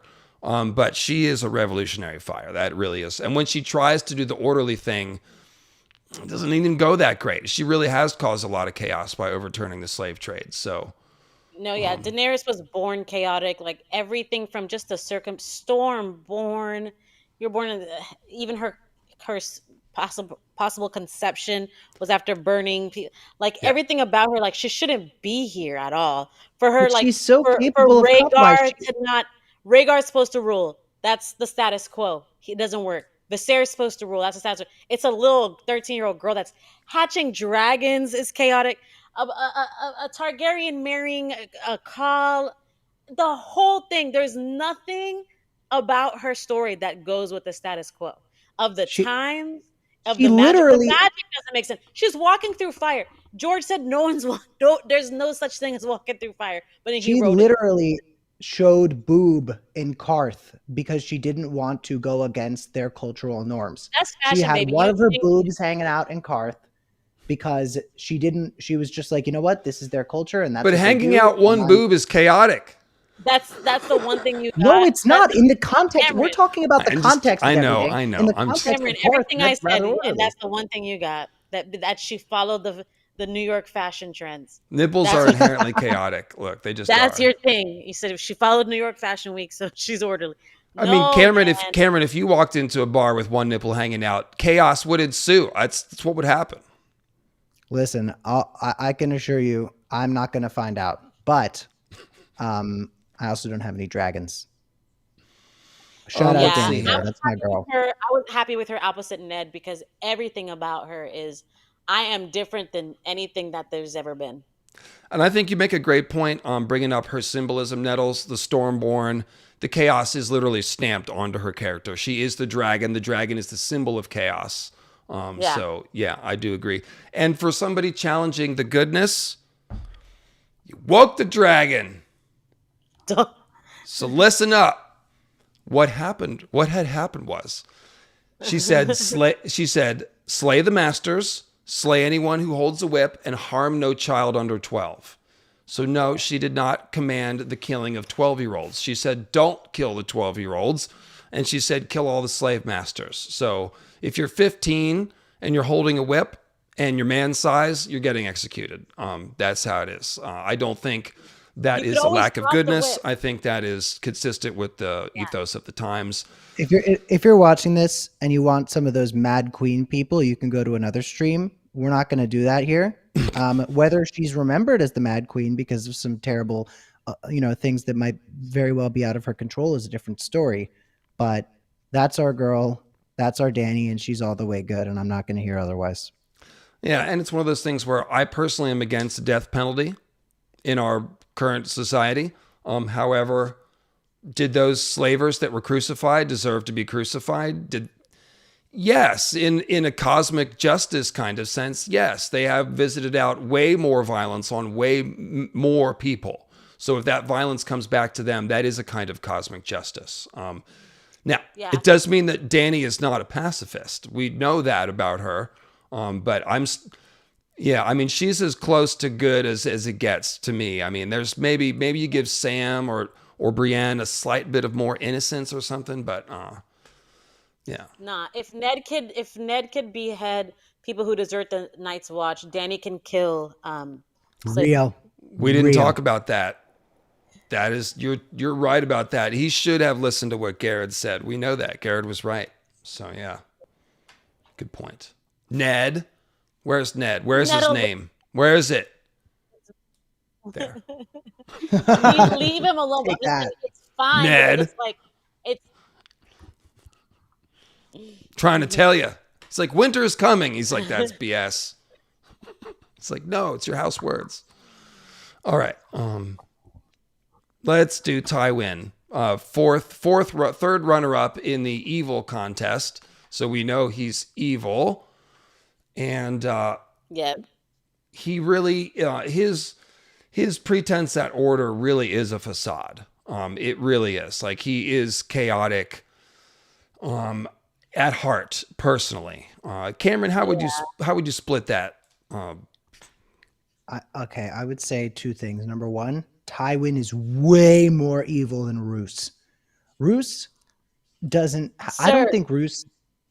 Are you joking? Tywin's biggest thing is sexual violence as a weapon. That is his whole deal. Sexual violence as a weapon of mass terror. That is how Tywin Lannister goes about his business. And Roose is above that. Roose would never. Well, Roose doesn't. How was Ramsay made? Tea. Oh my God, I forgot about that. Regardless, he doesn't send it out as a mass weapon. He's not above that. So I do think there's a difference. So with Ramsay, with the Ramsay Roose conception, as we know, Roose stops in to have the Lord's right of the first night. So we know that Roose is some mix of lustful or like psychopathic and domineering, in that, like, because they got married without his leave. That's why he showed up, to basically humiliate them. So he kills the husband, and he R-words the woman beneath the swaying body of her husband. So it's a very messed up thing. I think the difference with Tywin is that he uses specifically sexual violence as a weapon, and he does it repeatedly to a lot of people. So that is, like, the Tysha story is the single hardest thing to read in the books. I agree with you. I'm just saying, like, if Roose would do the Tysha thing, he wouldn't be like, oh, that's just that goes against my beliefs. He would do it if he had the opportunity, if he had as much power as Tywin. I don't think that we can say that he wouldn't do it, only that he didn't in the books. Okay. Well, what I can say, the personality they're showing us, nothing shows me that he's better than that. I don't understand where Roose has signaled to us that he would even think to do the Tysha thing, because the difference between Roose doing the right of first night terrible thing and the Tysha thing was that it was something very personal and emotional that made Tywin attack Tysha like that. It was Tywin getting triggered about his father and the way that his father was perceived and the way that his father was mocked, and the woman who his father brought into their household and dishonored the Lannister name. That was what led to Tywin doing what he did to Tysha. And it just goes to show that this is Tywin's thing. Tywin's thing is sexual violence as something that is to be regularly distributed, often as a form of mass terror campaign. And before people, and this is one we're going to have to ask Chad about, before people call him orderly, let's note that Tywin is one of the most petty characters in the story. He is so petty. He takes things so personally, and he is, I would say that he's not a pure chaos agent, but this guy isn't orderly.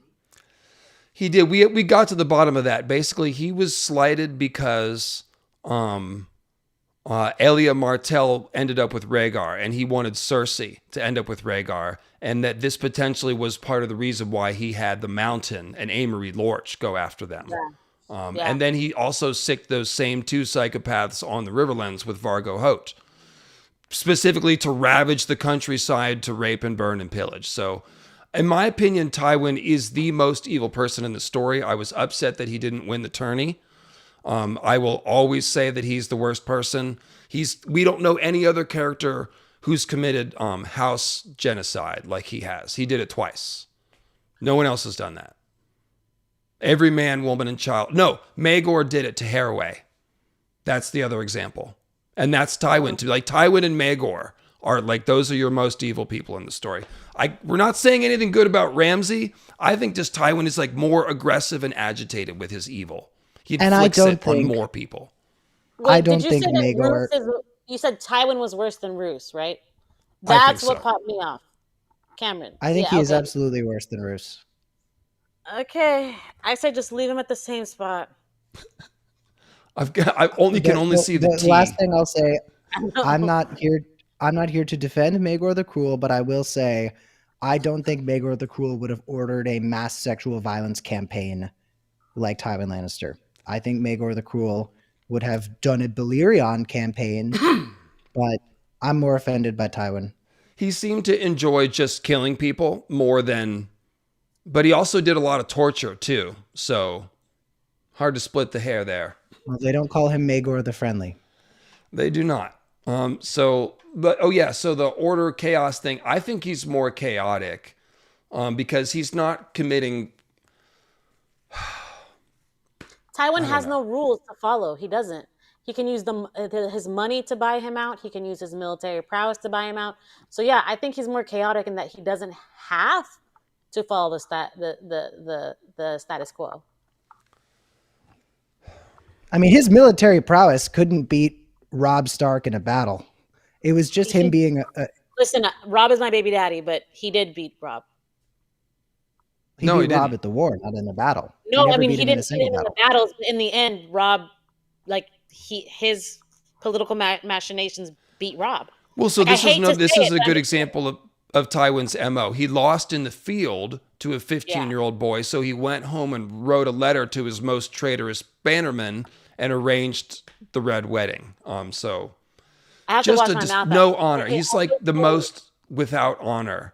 Like the way his hypocrisy around sex workers and Tysha and Tyrion and all that stuff. Like there's no one less honorable than Tywin. Yeah. But I don't know how to even rate his order chaos. Go ahead, Cam. I was just going to say, there's something in the Song of Ice and Fire fandom, and this is large. We don't need to get into this, is largely because of the Game of Thrones show, of course. But fandoms always do this thing where they find the most toxic man in the entire world, and they stan him, and they find the least toxic woman in the entire world, and they find one reason to hate her. And it's like, you have as many Tywin lovers in this fandom as you have Daenerys haters. And I'm like, you guys are so full of it. The fact that there are people who idolize Tywin and hate on Dany, it's like, you guys are the problem. There's probably none of them listening to your words because I've driven them all away, because you're absolutely right. Would you put him on? I think he can stand chaos. I think he's a little more towards the chaos side. Yeah, I think that's right. Somebody said sacking King's Landing was a little chaotic. So. Oh yeah, we didn't bring that up, did we? And he was ready to supplant Aerys with Rhaegar as well. Yeah. Okay, so again, palate cleanser. Let's go for Old Bear. We'll do Old Bear and Jon. So Old Bear, one of many, Mormont, of course, Lord Commander Mormont, one of Jon's many father figures. There's like 13. He's very Ned-like. But the only thing that I will distinguish between him and Ned is he's a little more chaotic. Taking the Night's Watch north of the Wall to go to the First Men was kind of ballsy.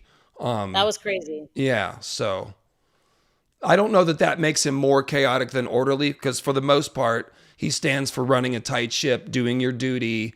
Everything is solid as a rock with him. But he does think outside the box a little more than someone like Ned, maybe. Yeah, it's chaotic. Like the Rangers go beyond the wall. You took you took Sam. you took You took everybody beyond the wall. So You took it's Chet. chaotic. Yeah. Frankenfairy says he's badass grandpa coded. That's good. But Yeah. by the way, chat, I need you to tell me real quick. How do you feel about? I'm going to do one fan cast this whole stream, just one. How do you guys feel about Barry Keoghan as Chet? I feel like he would get that Why you do that to disgustingness. Barry? Because Barry is an incredible actor who can play angst and fury so wonderfully. Give Barry Also, a bigger role.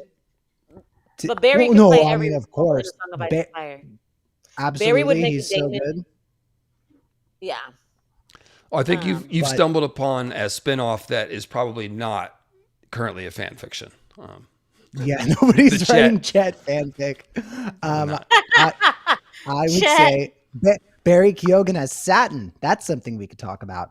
But no, I would say that Old Bear is Just treat definitely that- very good. It's just so sad because I'm like, how does this rotten dude who's kissing Daenerys and making all these advances on her and is just such a scumbag, how could this be the Old Bear's family? Like, the Old Bear was so lovely, and Jorah, who's not one of the most evil characters in the story, but one of the most reprehensible. It's so sad. I'm like, I feel bad for the Old Bear. I think Jorah was just somebody that wasn't satisfied to go into the family line of work and be a Mormont. It just didn't really appeal to him. Yeah. You know, and it's kind of a sad thing for Mormont to have this disappointment. It makes sense because he's got to take the blacks somehow, you know, so it all fits into like he was trying to let his son take over the house and then his son fumbled the bag and now he's just like, That's yeah, crazy. he's so dishonored about it Oh. that he gave the sword to Jon. You know what I mean? Like that's Wait, someone in chat just made a point that's very interesting. Old Bear, forgive my memory, Old Bear knew about Craster giving his babies to the others, didn't he? true. Yeah, That's not Ned Stark, Daenerys Targaryen good. That's a little bit less good. it is a little bit less good. That's a good point. Shout out whoever said that. No. Okay, but what could he do about it? Like, knowing something doesn't make you bad. Like, would he have given his children to the others? No. No, he took But- advantage of it. I wish he had given Jorah to the others. Yeah. He took I'm just advantage of it. saying, like- He let it exist because he said, oh, well, you know, he's a friend to the watch. There's a certain amount of that's like, well, that's their land and their culture and who are we to judge. But it's more like, well, he gives us a place to stay. So, yeah. Don't get me wrong, it's bad. But in y'all's opinion, what would he have done to make him good? Like, knowing this information, he goes in and kills Craster? Like, what? Well, I mean, I'm just saying, like, if he had just kind of let the daughters run things, like, they could Didn't be he friends say to the he watch. He told Craster, give me the boys for the night's watch? Or am I making that up? I make things up. That I don't No, remember. you're but that right. He sounds did. like He Old Bear. asked Craster to like, can we take your sons if you don't want them? And it's like, nah.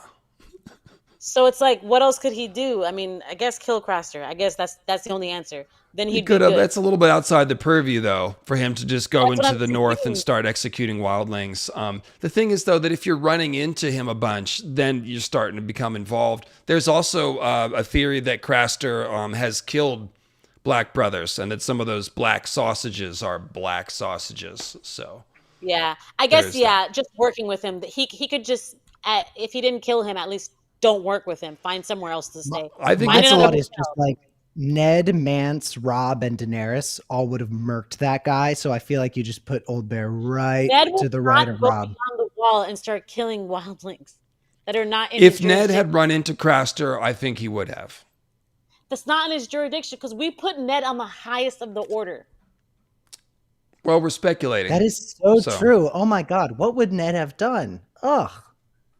It's almost like this entire series is about moral Daenerys, ambiguity. yes. Daenerys is on chaos. Daenerys is. I think Uh-oh, Daenerys is the safest bet to have killed Craster on sight. So that's why Yeah. we like Daenerys. But All right, so let's do Jon, I guess. Another good Chaos boy. is good. Just to talk about Jon's goodness. It goes really just where do you start? I mean, he sticks up for Sam at the wall. He had that little bit of privilege that had to get knocked off there, which we did. But then he's standing up for Sam. He's organizing the other recruits against the mean what's his name? Alistair Thorne. Then, of course, he is the one who sees through the prejudice against the wildlings, and lets them through the wall. Most impressive to me when I was doing the Hardhome video, I noticed that like he was going to lead the ranging to Hardhome himself, purely because there were people there that were stranded and starving, and he wanted to go rescue them. Like, that is as good an act Jon Snow as there possibly can be. It should make your heart tingle. I mean, it's amazing. It's not only good, it's incredibly brave too. Go ahead, Nettles. No, it's good, but it's chaotic because you don't take no parts. You are Lord Commander. You don't take no parts. So I think put him with his wife Daenerys. Yeah, I think he's right there with her. Yeah, because like Daenerys, using capital punishment is probably comparable to some of the grayness in Jon's character. Like the thing with Ygritte is a little morally complicated. That's just the sticky situation you have when you're doing double agent stuff, I guess. He also does break his vows, technically. And he does kind of a poor job of selling the watch on his changes. That's not really a moral failing. I think he's right with Dany. He is. And they both have this interesting thing.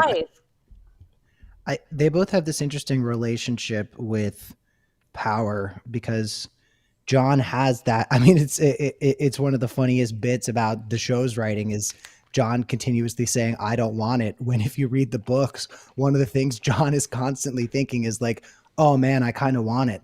Like, totally. I kind of do. We can push him a little towards evil, then just a smidge, because he is jealous. Well, no, but Daenerys also feels like Daenerys feels the sort of Targaryen entitlement to the throne as well. I feel like they're both very similar in that sense. Daenerys' case, like Daenerys, like, okay, big bro died, middle bro died. It has to be me, so I'm gonna put this mantle on.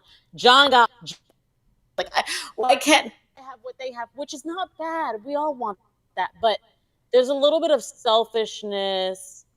There's a little bit of that Fagon, like Tyrion, like I don't know, when some of his interactions with Tyrion, it's a little bit like dwarf. Like I don't know, you don't think so?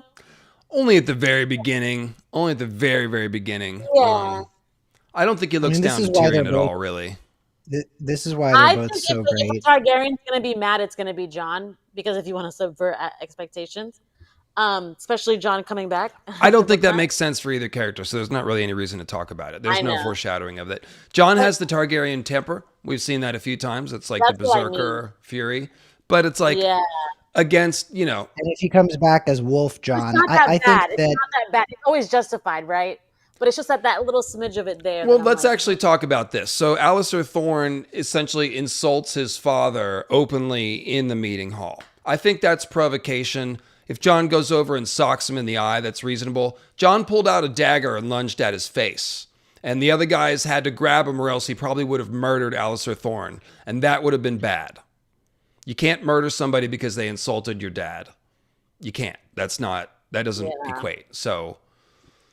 But also, he does have this sense of goodness too. That made him break his vows. I mean, he could have killed Ygritte. He could have said, "Okay, Jane Poole's Arya, just be married to Ramsay and everything." And these things push him further towards chaos to the point where I actually think with what you're saying about the Alistair Thorne thing and everything, he might actually be more chaotic than Dany. I was almost getting ready to say that, yeah. Yeah, what about I don't think baby swap? Gilly's crying Gilly baby swap. She's crying her eyes out. He's like, "Get out my face." Yeah, and he's doing it take because your baby. But there's a lot. There's a lot of ink there on how tough that is for Jon and how he's like making himself trying to be tough because he thinks that's what he needs to do. That's not his he's not a callous person, I know. It's hard. I'm talking, but I'm still like, I'm just saying, you know what I mean? Dany and Jon are definitely as close to each other on the scale we're discussing as you could possibly get in this story. They both I don't overlap. think either of them. I don't think either of them ever makes a choice that they believe is evil. I think that the most evil stuff they do is either the wrong choice or something like with Jon, a loss of his temper. But gotta love him. I want to point out that breaking the law isn't the same thing as evil. Like the rules, like, oh, the Night's Watch isn't supposed to take any wives. It's a gray area whether or not they can sleep with women if they're not taking wives or fostering children. And Jon beats himself up endlessly over it. I'm just not seeing that as a character. Okay, failing. I'm gonna say it. I wasn't gonna say it. Now I'm gonna say it. With Ygritte, I think I saw this on Reddit. This isn't me being original. I think there's a degree to which Jon was slightly coerced there. If you go back and read the Jon and Ygritte chapters, especially considering the fact that while this isn't in Wildling or Westerosi culture a thing, just when I think psychologically about the fact that he's a couple years younger than her, and there's just some lines she has where she's like kind of telling him that he sort of has to get with her. And also when he was like, if I get freed, she says, and I'll be free to kill you. I don't know. I think it's like slightly less romantic than we might remember it. And it's and a that is no wildling truth. romance, and it needs to be a little bit edgy like that so that it feels like a wildling romance. I think you're right that it would certainly read differently if the genders were flipped. The thing that's complicated about it is that Jon is acting as a double agent here. He's not just some boy who ended up in the wildlings, and he does have a lot of agency as Lord of, the first son of Winterfell. He's got a lot of privilege and knowledge, strength, training, et cetera, et cetera. He's kind of shoved into that position by Qhorin Halfhand, to be honest. Qhorin Halfhand sort of throws him into the secret agent deep end of the pool without a whole lot of prep, and he's stuck making some pretty tough choices. That's an interesting one. I don't think it goes as far as like accusing Ygritte of doing anything wrong. Again, it's in the culture of her, in the context of her culture. She's acting pretty normally. I don't think but she has it is any coercive. sense that she's doing that. I mean, she comes from a culture where like women are supposed to get kidnapped if they're going to be a bride. That's what I'm saying. A lot of people think that they are married because Jon kidnapped her. Because the whole point is, in the wildling culture, the man is supposed to kidnap the woman. And if she kills him or if her brothers come for her, then he's weak and he's right. They're not married. But nobody came for her and she did not kill Jon. So they're married. So some people kind of see that. But I think you're entitled to your opinion and how you see it because there is that age gap and the coercion is there. So I'll tell you one thing. I would not I'm not saying either of you suggested this. I would not do very well. I would not do very well as a free folk. I would not do very well in the Night's Watch. I ain't built like that.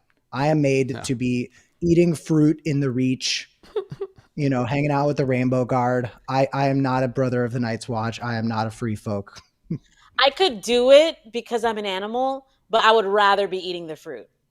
Give me Nettles, the easy you're life. by far the toughest person here. Okay, we're both ceding that to you easily. So.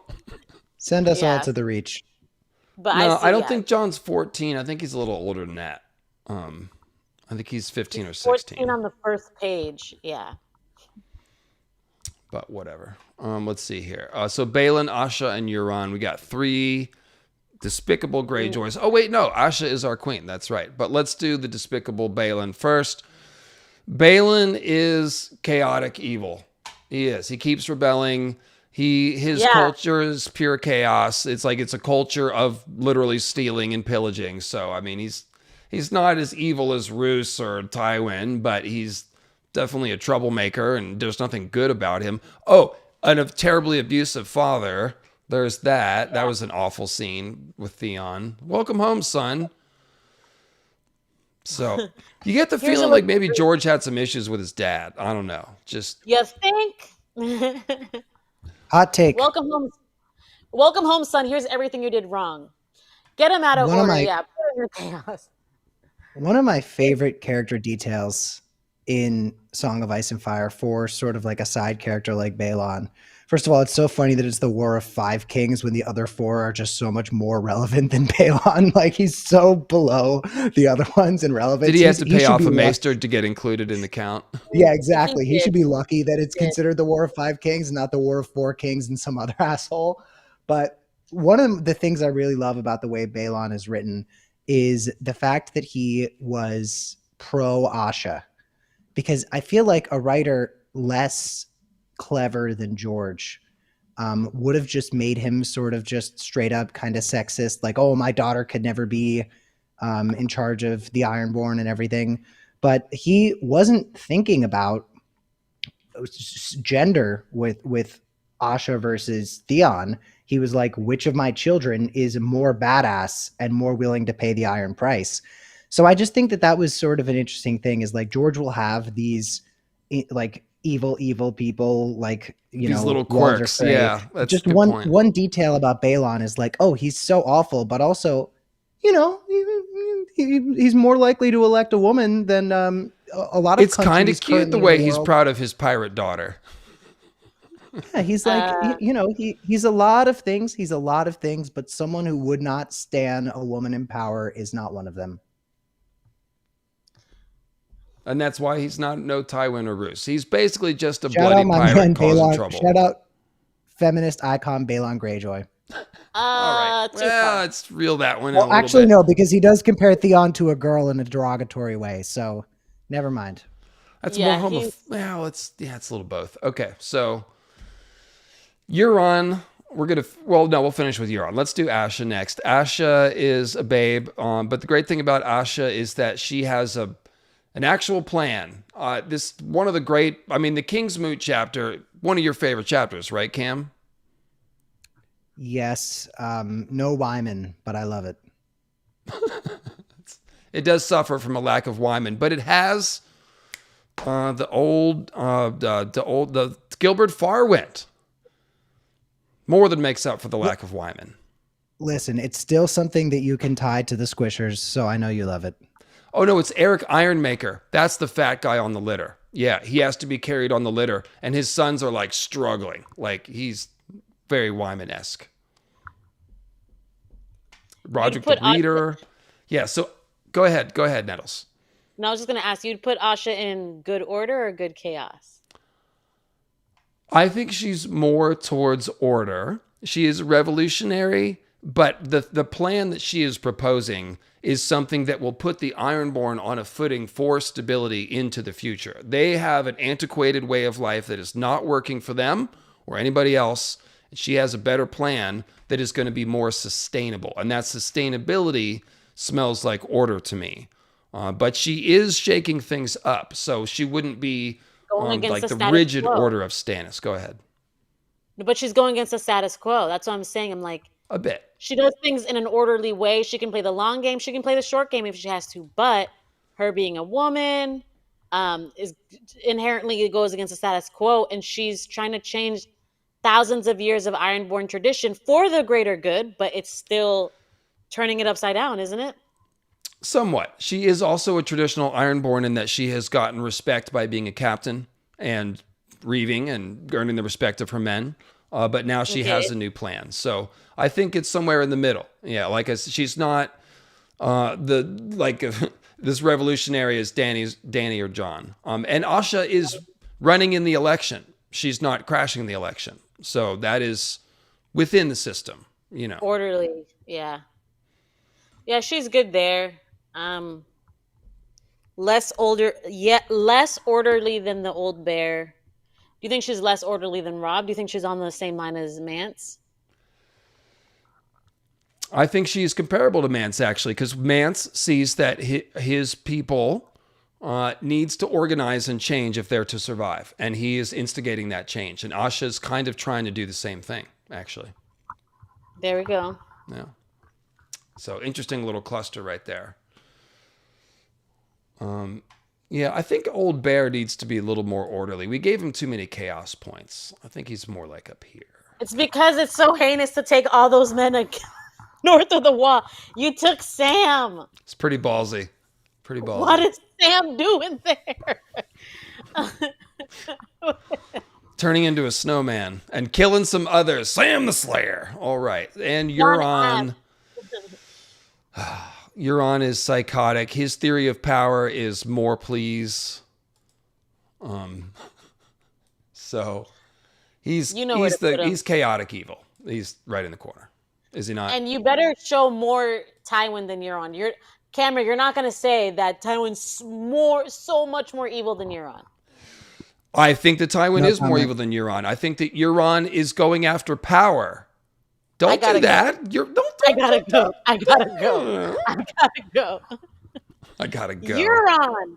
I wish. Okay, wait. I'm sorry. We have to add. This is another one where I need to talk to chat.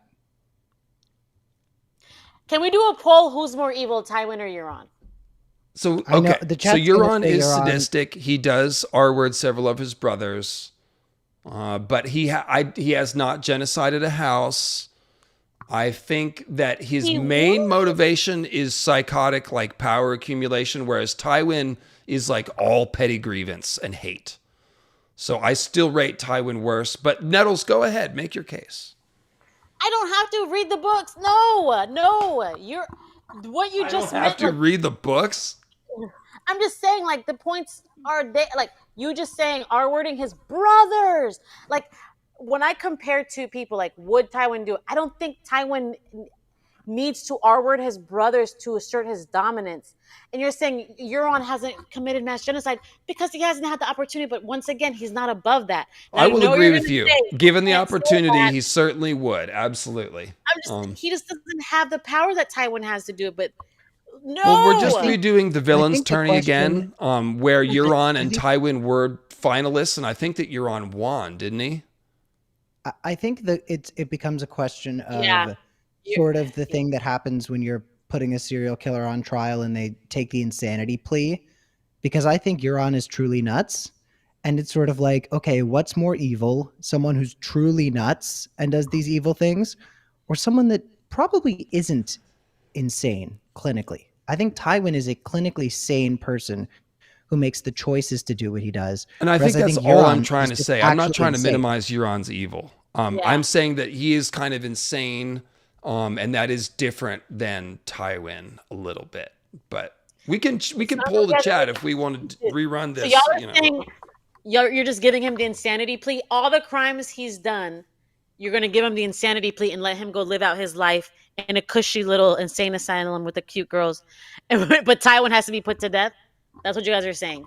Not exactly. I think you might have put one or two words in my mouth. I think being crazy doesn't diminish your crimes to me. All I'm saying is we can see the T and the Y for Tywin. I don't want to see the N or the O for Euron. Again, I just want to make clear that that I wouldn't be diminishing any crimes. I just am more like chilled by Tywin for some reason. It's preference. George writes these characters that are like so close that it's just preference. Like, well, most people agree with you. Euron won the tourney and he's winning the poll. So I guess I don't know. Something about Tywin. Woman on the bow of the ship. Like, people don't like that. I think it's the hypocrisy. There's something about people that are so hypocritical that terrifies me more than people that are out and out like psycho and violent. Like, Euron is what he is. Tywin is it's like the Norm Macdonald joke. The worst thing about Euron Greyjoy is the hypocrisy. Tywin, you mean? Oh, I was just doing my Norm Macdonald. Oh, works either way for either of them. What's hypocritical about Euron? No, I totally get what you're saying. Okay. That wasn't the point. Okay. It was the normal. The normal. Yeah. Okay. Because he's not funny, right? Okay. Look what we have here. Who are the extremes? All right. I will put all the names on the screen so we can see them. I just had to express my emotion about Tywin there. I'll put him back on. No, we see him. No, I get it. But so Ned and Euron are the only extremes, like, who are in the corner. They really are very extreme characters, aren't they? Mm-hmm. Welcome to Song of Ice and Fire. In the middle, a lot of gray. In the middle, we got Fagin, Doran, Robert. maybe a little Renly as far as like neutrality. Yeah, and I really think this says a lot about Fagon, and I've been thinking about this. He really is like, if George wants to take him down a dark path, he could, but he could also make him more of a tragic character where like he's actually trying to do the right thing and gets eaten by a dragon anyway, and we're like, damn, that sucked. So he's gonna get eaten by a dragon, Cameron. Did you know that? Oh my gosh. I think that's kind of what Fagon's about, though. Like, I think him being right there in the middle, I think that's how George wants us to interpret the character. I agree. Because Aegon is so much more of a avatar of the themes in the story than he is that much of like a personality. Like, he's there to serve a function thematically, and he is sort of the archetypical, king returning to take back the throne and everything. So I think that this all makes perfect sense. I think that Fagon is right there in between Ned and Euron, probably quite a bit closer to Ned, because I think Euron is farther in the chaos and evil direction. But yeah. So does that What make about Ned Cersei? president? I guess I could. How did Cersei not Don't get put on that. this? You're gonna make me say bad words. What do you mean? No, I was about to say don't put that bad word in there because Cersei doesn't deserve anything. If you're gonna bring somebody, Oh, it's you gotta do? be Cersei. I thought you were a Cersei defender. You're a Littlefinger defender. That's what it is. I love a Littlefinger. Yes, we know. We know. I hate Cersei. Yeah, Put Cersei Tyrion would in be it. evil chaos. She'd be down there near Euron, frankly. She's not much different. She pushed a girl down a well when she was friggin' 11 because she said that she liked her brother. Like, that's psycho. That's so psycho. Everyone likes your brother. He looks like a freaking Abercrombie and Fitch model. But Cersei, no. I'll start yelling and stuff. So does that mean that Ned is president of Westeros? No, not necessarily. We're going to vote on that. That's making an assumption that we want the most good and orderly, naive person to be president. And that's not necessarily what people might think. So I'm not mad at it. I'm not, when I'm looking at this and my eyes go to the extremes. I'm like, why are they there? And I'm like, Ned is president. I like, yeah. So is there anybody that's on the evil side of this that is worth voting on for president? Maybe Stannis. Stannis for sure. Say what you Like will you about the said- man. He earned his place on the ballot. Okay. Like you said, Cameron, people defend Tywin, and some people do say that if you put him on the throne, he has no reason to do the evil machinations. He'll just rule. What do you guys think? Yeah, somebody literally just Tywin in the goes chat Stark? said, someone in the chat just said Tywin in the right circumstances. It's like, oh my God, read the room. So the way I I'm want to do hoping- these polls is I want to group characters that are similar so that when we come out with a winner, we have one type of ruler that is the best of that type. So Stannis, who we group Stannis with? Stannis could be with Ned, I guess, because right. Let's say Stannis, Order Renly. No, comes let's put him against Renly. And let's put as being similar. No, because they're kind of similar, but they're different, and I think they're both brothers. So let's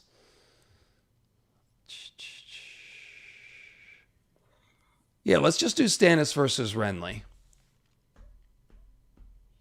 Let's Stannis do versus that. Renly. Maynard Plum. And then I want to do like Olenna and Wyman, pit them against each other because I think they're similar. Yeah. And, You're gonna put Daenerys versus Jon Snow. Stannis and That's- Renly. We'll see who wins this and maybe put them up against Fagon. Okay. Stannis Let me do v. my little Fagon. voting. I Cameron, love are the you Stannis on the v. chat? Fagon You gotta debate. I know, I'm trying to create your moment, Cam. What'd you say, Nettles? I was just saying, Cameron, are you on the live stream? Are you voting? No, I'm not. I am undecided. I redact my vote. Oh, boring. I vote. I vote with these things. I'm Stannis or Renly? #uncommitted. I think I'd rather have Renly as king. I know. In the times, I would vote for Stannis because he's the older brother. But in my 2025 mind, I just want Renly. I'm putting Renly. I don't trust Stannis because of the fingers thing. Sorry. That was hard. Yeah. To vote. Can't do that. You got to reward little service. I think people just idealize Stannis to a degree because he's one of the most awesome characters in the entire series. But Stannis as the king does not sound great. The whole realm denies it from Doran to the wall. Look at this, right? Better than Joffrey. It keeps changing. Stannis was winning a minute ago. Because I've experienced bad kings, I'm like, Stannis is fine. Stannis has Tycho Nestoris and the Iron Bank backing him, only because Jon sent him down there. Someone said Renly back to is a 50-50. Yeah, there's also the religious fundamentalism. Stannis might switch religions all of a sudden. You never know. Oh heck no. But someone this said keeps Renly on going back to 50-50. This is so crazy. We got to talk faster and louder. This is how it is. And more emotively. Or Renly is a summer king, and that is true, guys. Renly with Brienne as his hand. Yeah. Probably the Lord Commander of his come King's winter. Come winter, King Renly might not be very good. I don't know. Yeah. That's when Olenna takes over. Okay. I'm cheating. Olenna's I'm totally from the cheating Reach, here. though. Stannis should have advice. So Stannis and Davos versus Renly and Olenna. There you go. Now it's fair. Davos raises Stannis a little bit. Yeah, it's Davos needs to be on here then. Davos is a good one. Like Davos and Tyrion, I just love them. Yeah, Davos. Stannis is nothing without Davos, for real. Yeah, Maynard was wondering if there were enough Hand of the Kings / advisors to do an advisor tournament. I'm not sure if there is or isn't. But it's just, it also lends itself. We talked about this on the Tyrion live stream. Like it sort of makes this such a complicated conversation to have where you have to strip back a lot of things to determine who would be the best ruler in some of these instances, just because a lot of these people are as good as the people they surround themselves with. So, with Stannis comes Davos, and Davos is great. And with Aegon comes Jon Con, and Jon Con is pretty complicated and also has grayscale. So I would be less likely to be excited about Aegon being king because he has a grayscale-ridden sad boy at his side, whereas Aegon with Davos would be a totally different story. I think you just pegged Jon Con. Oh, wait, he would like that. Oh, yeah, there you have it. Here we go. Oh, boy. All right. Jon Con's my favorite. I love that guy. He is. You know about Stannis? Hey, Cameron, do you know about the YouTube channel Quinn the GM? Is that the guy who loves Jon Con? Hey, that's why I'm bringing him up. Yep. Guy who loves Jon Con. There's a YouTuber who loves Jon Con the way Jon Con wishes Rhaegar loved him. That's the exact way, yes. Of course, Quinn the GM also makes excellent YouTube channels on other topics, but he does have a fair amount of Jon Con material, in fairness. This is crazy. Stannis was winning, and I think we skewed the chat. I did that on purpose. Glad to see you back, Nettles. This channel has been lacking the feminine touch for a while. Fair, Stacy, fair. Why, thank you. Yeah, thank you, my lady. I do try to get a variety of guests. It's just, it happens to be that certain people have been busy lately. But Mickey will be back, and so will Nadia. So, yeah. It's also numbers. There's more men in the fandom. When I go to the cons, I'm seeing men. It just I mean, a little bit. We've got a fair amount of fairy princesses in the fandom, and regardless, I always try to bring different perspectives and stuff too. And of course, gender is only one aspect. It's not a lack of trying. You're not actively like only choosing. Yeah, no, I'm just saying. No, I don't mind speaking up for the ladies. Definitely, always conscious of that. I do try not to be the four dudes podcast. Circle jerk. So. Yeah. Okay, ran that poll. So Renly wins that poll. Let's move on, end the poll. Let's do Renly and Fagon. I think that's a terrific poll. Let's throw Robb in there too. Let's do Robb, Fagon, and Renly. This one's easy. Well, everyone's gonna pick Rob. I didn't say who Cameron. I didn't do what Cameron did. I just said it was easy. I didn't say who I was voting for. Well, Well, let's tipped your stop and hand think about it. Would earlier. Rob be a better king? What does Rob know about being king? He's 15. Fagon's got more. I don't know. Fagon and Rob are pretty comparable. Ew. You're right. Rob is going to win. He's too popular. Maynard, pull the poll. Pull the poll. Ew. He's right. Rob's going to win. Let's just do Renly and Fagon. Oh, too late. It's already out. No, we can do it. No. Okay. It's pulled. There you go. It's pulled. It's like, This is the kind of chaos I wanted. It's okay. No, you're totally right. This is one of those examples where you really get a look into how interesting ranked choice voting is. We're not going to get into that on this stream, but ranked choice is a very interesting way to go about voting. Yeah. No, Rob is like I'm not gay or nothing, but like you got a nice ass, you know? That's like Robb Stark, so. Ren or Fagon? He's popular. This one will be interesting. Okay, let me think about who would be a better king, Fagon or Renly.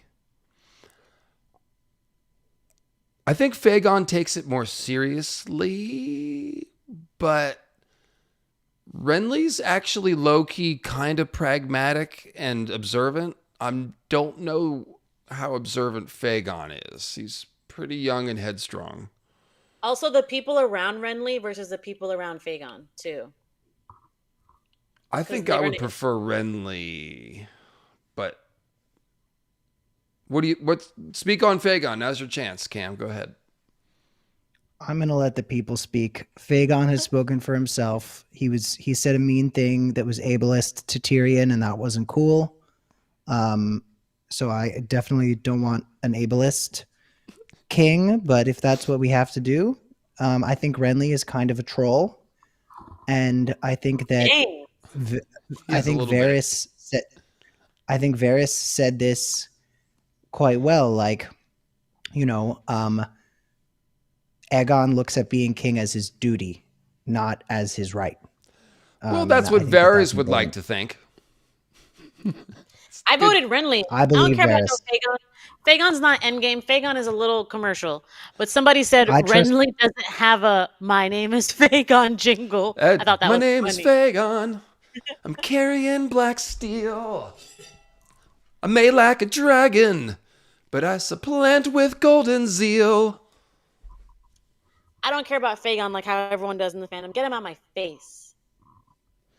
I put Renly. So, yeah. Another close one. Another close one. It's 50-50 now. And yes, it's Renly got Weezer. Thank you for recognizing my poor attempt at melody. That is right. Chat, who do you guys think Fagon's gonna marry? You think it's gonna be Arianne? You think he's gonna die before he gets any of that? Sansa, Arianne, or what are the other choices? There's a chance that outside of Storm's End, Mace Tyrell is like, you know what? Let's team up, and Marjorie gets yet another husband. Marjorie, yeah.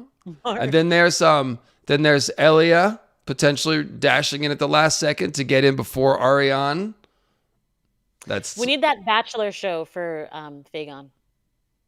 Fagon is the Bachelor. And you line up all the girls he dates, them gives them the flower. Yes, Fagon almost certainly has the black fire sword in his chests. Absolutely. Who do you want him to marry, Cam? For his sake, or for the most interesting story?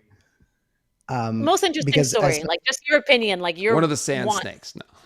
I think my girl Arianne will be very interesting because she's going to be whispering in his ear. And if you think Fagon's impulsive, get ready for Fagon with Arianne Martell next to him.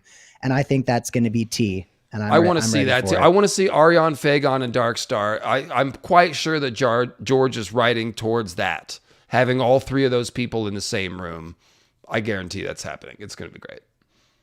So what with a sand snake somewhere in the background observing things. Like, it's going to be great. Renly's pulling through. We're not at 50-50 anymore. Go Ran. Was Fagon winning? He was at first, and then it was 50-50, and then now Renly's pulling through. Oh, after I sang, he went down.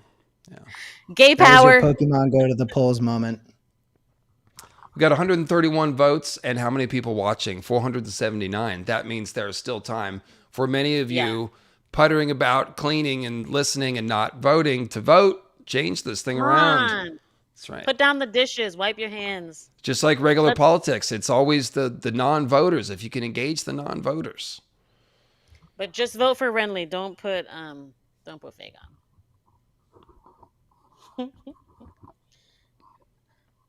We want Olenna. We want Brienne.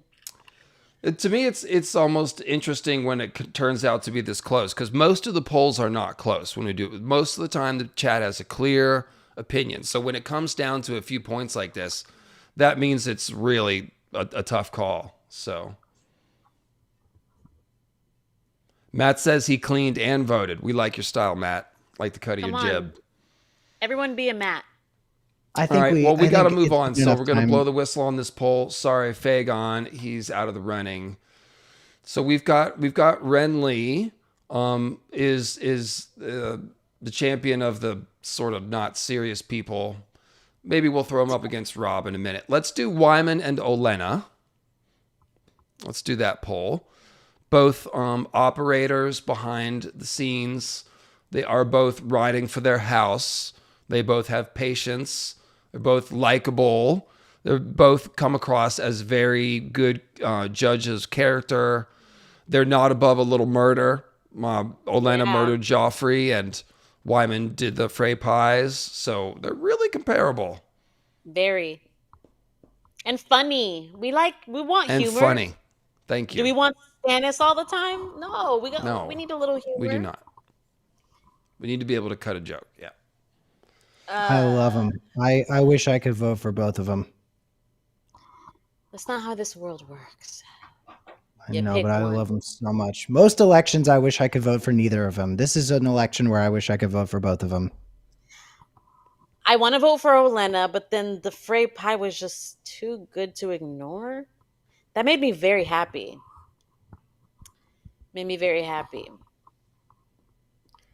But I also someone said, "All right, Wyman is a cannibal." Friends, I put Olenna for some reason. I put Olenna because I hate Joffrey more than the Freys. I needed Joffrey to die, so yeah, I think that's right. But man, the Freys are pretty. Who among us hasn't done a little bit of cannibalism? I'll say it. No, I'm with it. I told you I would take one bite. That's crazy. Why am I saying this on the internet? Like that's fine with me, but Joffrey had to go. So people voting for Wyman despite the cannibalism is very modern politics. It really is. It's a little, I won't call him Andrew Cuomo, but it's like you've seen some people run with some pretty obvious baggage, and you're like, you're gonna run? Aren't you a criminal? Like, yeah, he's gonna run. He's gonna try to ride it out the scandal. And it's like, who among us hasn't done just a little bit of cannibalism? That's all I'm gonna say. Everybody, our boy the Lamprey is out. He's not coming back from this 81% that Olenna's got. There's no coming back. Our boy Lamprey's out. Sorry, Lord Lamprey. I think that's the right call. I think I'd rather be governed by Olenna than Wyman. I think it's fat phobia. I think if Wyman Manderly was jacked, this would have gone differently. No, because Robert's not winning no elections. True. He's not as likable as Wyman, though. All right. Okay. Well, Olenna wins that one. So let's do Ned versus the Old Bear. Now, it's not who you like better. It's who you think would be a better ruler or president. I think I would vote for Old Bear, frankly. I think I would vote for Old Bear. I just love Ned. The thing, I'm always going to vote for Ned because it's the thing about him eating with the different lords. It's the equivalent of a royal progress. Like, it's pretty good stuff. If he was Lord of Westeros, he would be making the progresses that we haven't seen for 300 years. Nobody's been doing them anymore ever since freaking Jaehaerys and Alysanne, pretty much. The thing that holds his people. To me. Ned's just a little naive, though. That's the thing. I know. Yeah. I know. And I think that Gior's hospitality towards Tyrion, I think his hospitality towards Tyrion was very good politicking. Mm-hmm. But Ned, I mean, people just have such Ned bias. Understandably so. He's the best, but I don't see anybody beating Ned. Yeah. Ned is the president that gets assassinated. Like, The Wyman yes, poll's he's down voted in. already because it was a Exactly. bloodletting. Orange Duke. It was 80 to 20. He's a JFK, Abe Lincoln. You gotta assassinate that guy. Too good to live, or too. JFK That's took mob interesting. money. Ned wouldn't take mob money. Well, let's think about this now. Money. George is a Money. child of the 60s. So the JFK assassination, definitely something. I wonder if he was thinking about that when he wrote the mutiny. Interesting. I think Ned's the most death. JFK character. I think the most JFK character in the story is Fagon. I was thinking more just about the moment of the assassination, as opposed to the whole person. You know, like Ned being executed in public, kind of surprisingly, and the whole crowd gasps. Like, that reminds me of the JFK being shot moment a little bit. I could see that. It's not a strong correlation, but just emotionally, it's got some of that same energy. Yeah. So what do we got? Ned and Jor. Someone just said Jor does take mob money. He knows about the babies. That's true. That's a good point. Well, it's a certain amount of pragmatism, you could argue. You know, as opposed to being pure idealist, he's a little bit pragmatic. It seems like the Ned is the decisive winner. Ned's hard to beat. I think I would prefer Old Bear, though. I guess.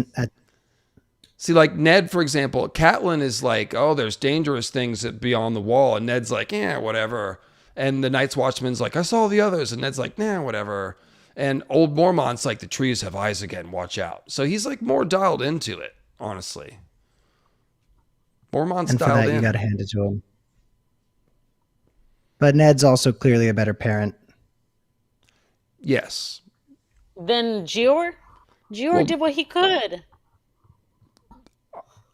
Yeah, but you got to give him some amount of responsibility for, Jorah. I mean, I don't blame him mostly, but is Jorah an only child? Oh, he has a sister. Is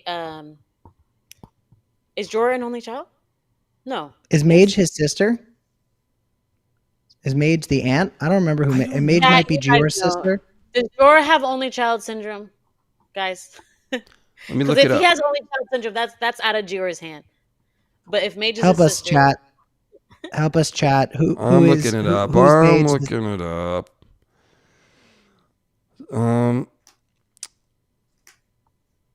It doesn't say. I got to look up Jor to see what his. No, only child. People are correct. saying Mage is only child. Only children are freaks and they can't be helped. Yeah, that's true. That's true. I'm kidding for people who watch this in 3 years and cancel me. You're an only child, aren't you, Nettles? No, I'm the oldest of 4. Okay. I have oldest child syndrome. Wait, so does that make Lyanna Jorah's niece? Niece or I don't know. Bear Island can get itself a real castle before we remember all of its family stuff. Living in a wood lodge. I think the cousins, like Mage would be his cousin. But anyway, Ned wins. Tough to beat. Sorry, Old Bear. So let's go Mance versus Asha. That's delightful. That'll be tough. That'll be tough for y'all. Yeah, let's do Mance and Asha.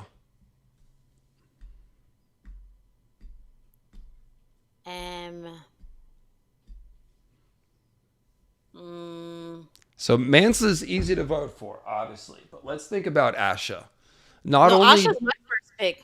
Asha, she is courageous and bold. She literally captains a ship. So this is something that is not only hard, she's got to command leadership, it's extra harder because she's a woman and she's doing it in Ironborn culture and she has won the loyalty like that. Her people love her. And so not only does she measure up as a warrior in Ironborn culture and as a leader, she then comes in with a radical new plan, which is really smart and actually exactly what the Ironborn should be doing. It's not completely cowardly, like they're taking land in the north for themselves, but they're strategic about what land they can take. And they say, well, look, this is thinly peopled. If we take this and just hunker down, eventually we can develop trade alliances with the north and become sustainable. This is a smart plan. So even though she's young, she is showing all of this dynamism. And how much better is she going to be in 10 years? Like, she's only like 19 or 20 and she's this good. So Mance obviously does have the experience edge. You know, he's been part of the Night's Watch. He's been King Beyond the Wall. A lot of qualities, similar leadership, courage. He can show it in battle. He can persuade people. He's intelligent. He's got plans. So they're really similar when you break down the qualifications, even though they are different characters. Being a wildling and an Ironborn isn't that different, actually. It's kind of like, you know, rustic, if you will. Yeah. So what say y'all? Cam, you want to go? I mean, I put Asha just because the quality I can think about Mance is that he sings like Freddie Mercury, but that's not a good reason to pick a ruler, you know.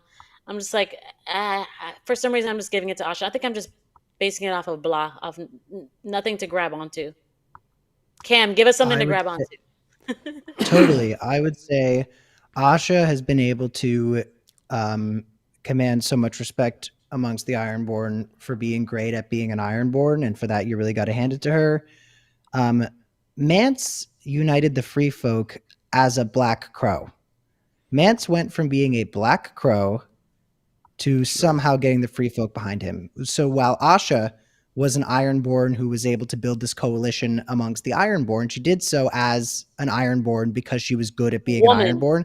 Mance went from being, exactly, and as a woman, which is even more impressive. Mance went from being a Black Crow to uniting the Free Folk. That's called politics, baby. And if we're talking about, great point, and people are raising the fact that, like, oh, Westeros wouldn't have a wildling king. They wouldn't want an Ironborn king either. They're both outsiders, kind of. So, yeah. Well, let's put that aside. We're just talking about characteristics, and, you know, we know they're racist or whatever you guys, you know, say. Northern Tommy, I am not here for any sort of Kurt Cobain slander. I will give you a friendly warning there, my friend. Dang, can't Kurt, dang. Not even going to respond to that. Northern Tommy is funny.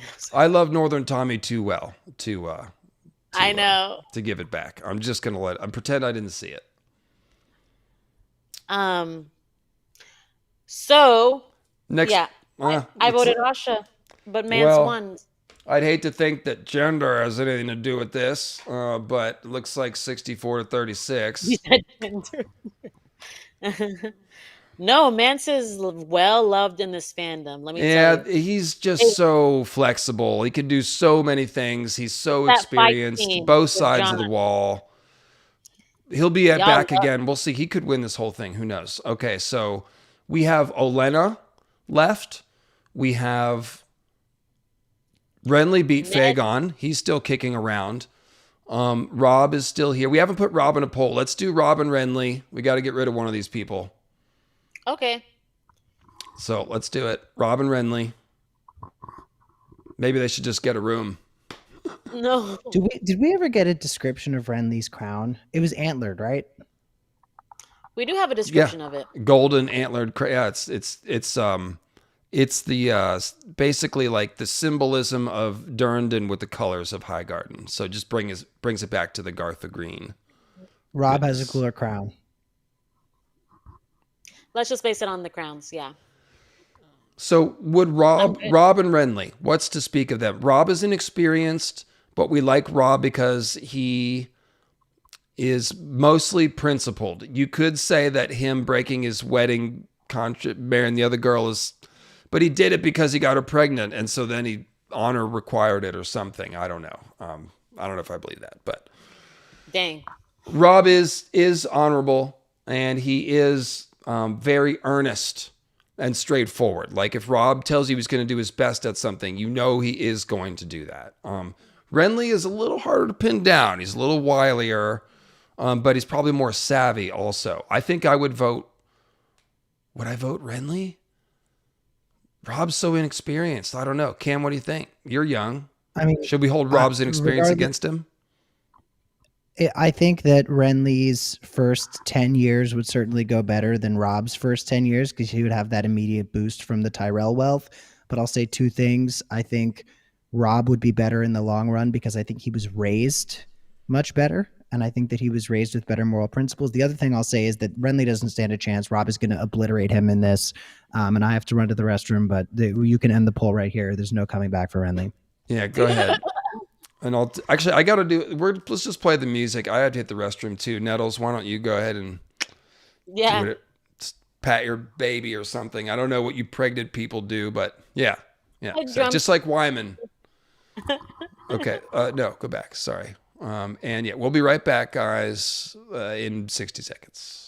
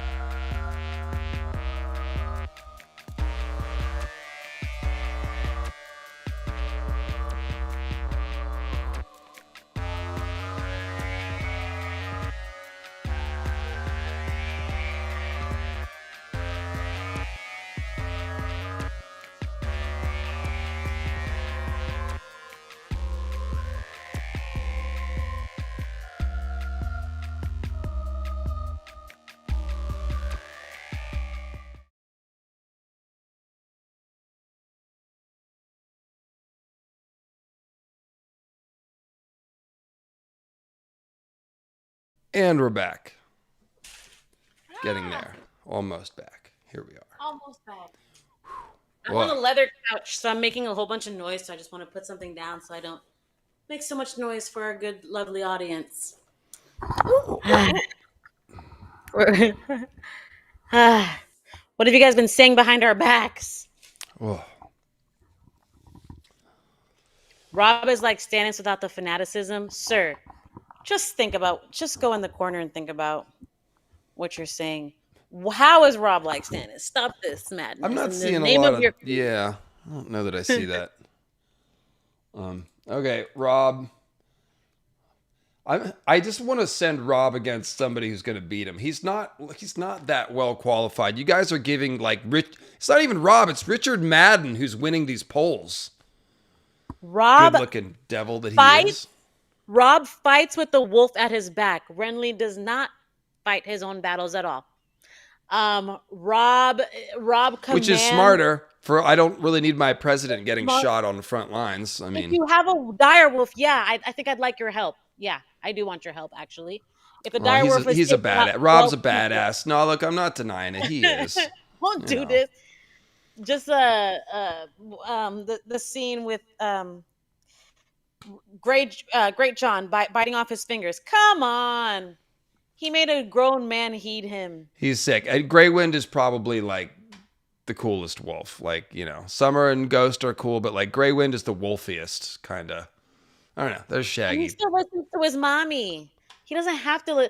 He could have sent Catelyn. I mean, he should have sent Catelyn. I guess we like all the wolves. Yeah, the wolves are great. Yeah. No, Robb is good.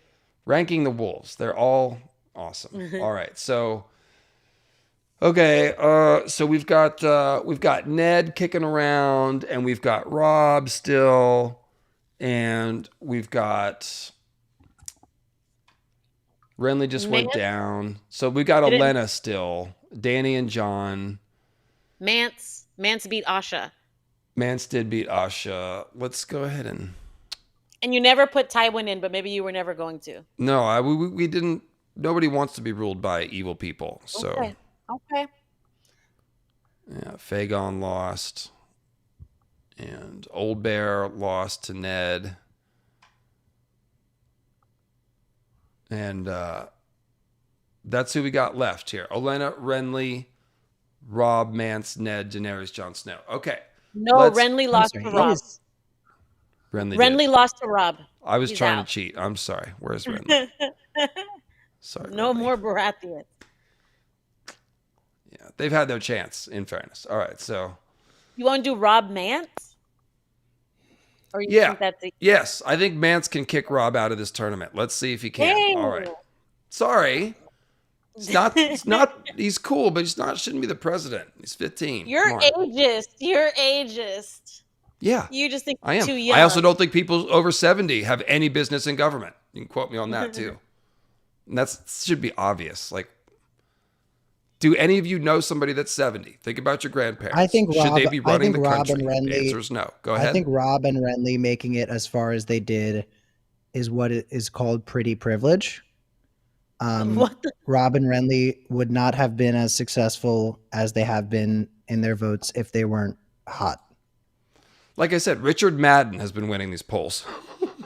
I think the dire wolf fighting at his back has him winning the polls.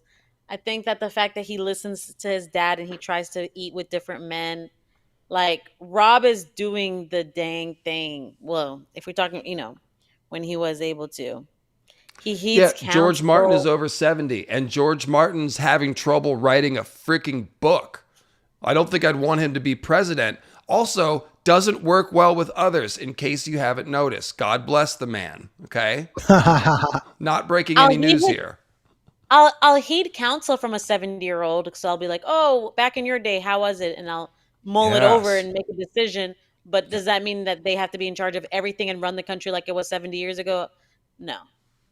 Someone just said Robb unites two kingdoms, wins every battle. I'm like, okay. Whoa. Robb, the son of Catelyn Tully, was able to get the Riverlands behind him? Gee, how could Robb, the son of Catelyn Tully, gotten the Riverlands? The great unifier. Leave him alone. Who did Renly unite? The South. I was going to make it. Is this wait, are you saying this complimentary or derogatory? Derogatory. Like, you can't say, it's the same. But I'm biased. Yeah, listen, Robb is the man. And I can't believe the chat is saying Mance. I really want to know what's wrong with the chat. Just because that little fight with Jon, y'all crazy for Mance, for that little fight with Jon. Oh, really? Dude, come on. Mance is like James Bond. I don't like James Bond. I like the man who fights with the wolf at his back. I don't think James Bond has the skill to unite the free folk. You're right. No, he's more than that. It is insane. What Mance did is literally insane. He's James Bond in his free time. Is it? All I have to say, I could unite the free folks. I'm gonna be like, here's the head of another. Okay, get on Nettles, the caravan. you probably could, but that you would do it through sheer badassery. I don't know. Saying. You're cutting too. Actually, Nettles is Mance-like. Can you sing? No, I'm Robb-like. I'm Robb. Okay, so let's we got him out of here. Go run along, play with your wolf. Go marry a third person or something, Robb. Okay, so very rude. Let's do Mance versus Ned versus Olenna. Is that just pure chaos? Let's do it. I mean, this is just where I hate to be woke, but this is just where you're gonna see the women lose when they might not necessarily be the one who should lose, is because there's going to be favoritism towards the dudes. I'm sorry. Should we do Mance and Olenna without Ned? Like, if it was Dany and Jon Snow would obliterate her because he's a boy. Let's do Mance and Olenna. And don't underestimate the chat. The chat sucks. They always I think you don't underestimate the chat, Cam. That's what I have to say too. Exactly right. Yeah, let's do Mance and Olenna, and we'll put the winner against Ned. Especially one like this. This one, the chat voted Olenna easy the first time, so the chat is chaos. Let's do Mance against each Mance versus each individual sand snake. We can do some round robin stuff. It doesn't have to be single elimination. Like we can poll one person and poll another person and just see. But Look, you shamed the chat. Now the chat said unanimously Olenna almost. Good. yeah, I would. Sometimes you need a little shame. I think I would vote for Mance over Olenna. Oh yeah. Ironically, I would vote for Mance over Olenna. I'll take Lady O. Y'all stop with the just because he fought Jon. That's real. Just because he snuck into Winterfell, who cares? Oh, it's that he united the Free Folk. I'm just saying, remove the others and let's see how well. He also bailed on the Night's Watch, which is a great call. I mean, the watch sucks. A man who can't even keep his promises. Crazy. Crazy. Yeah, let it crazy. be known if my future wife is watching this, I would never break my vows. I'm sorry. I'm just saying, if you remove the threat of the others never exist. They don't exist. Mance is not uniting the free folk.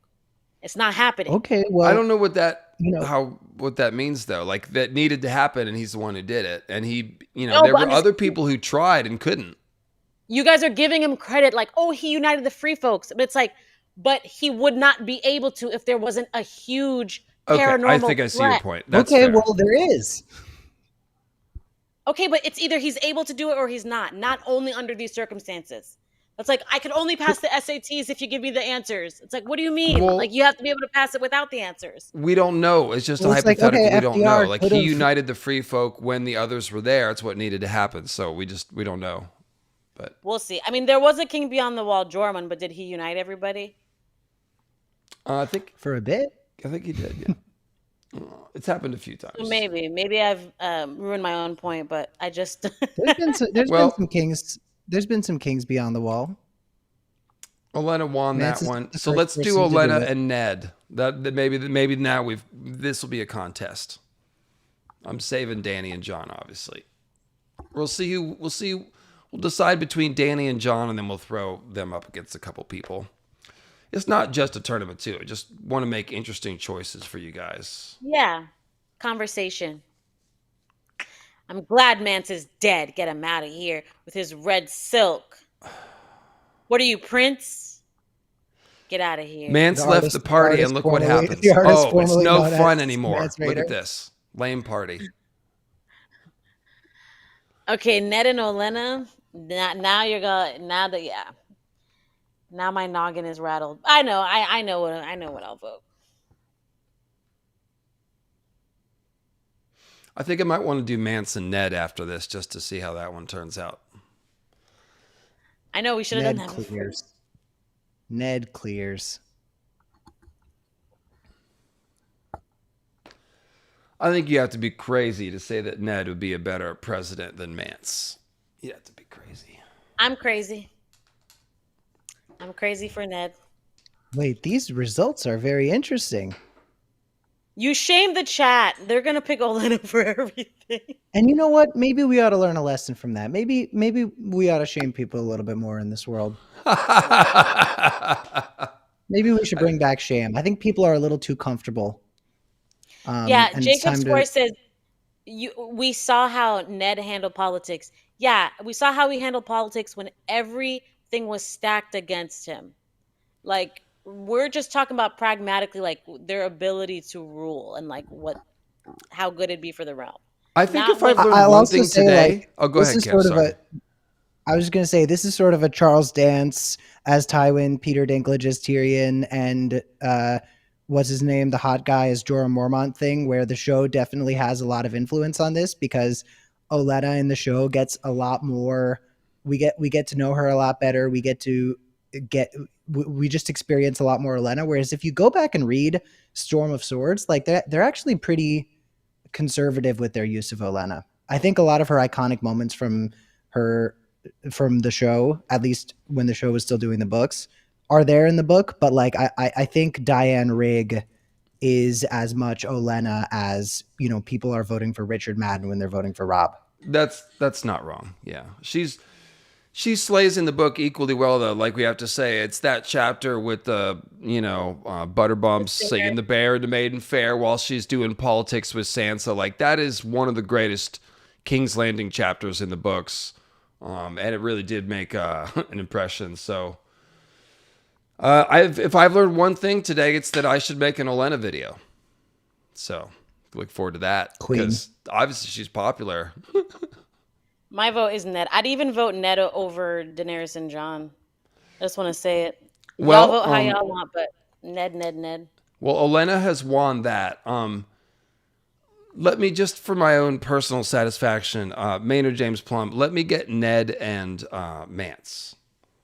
I want to see how that one turns out. I know how it's going to turn out.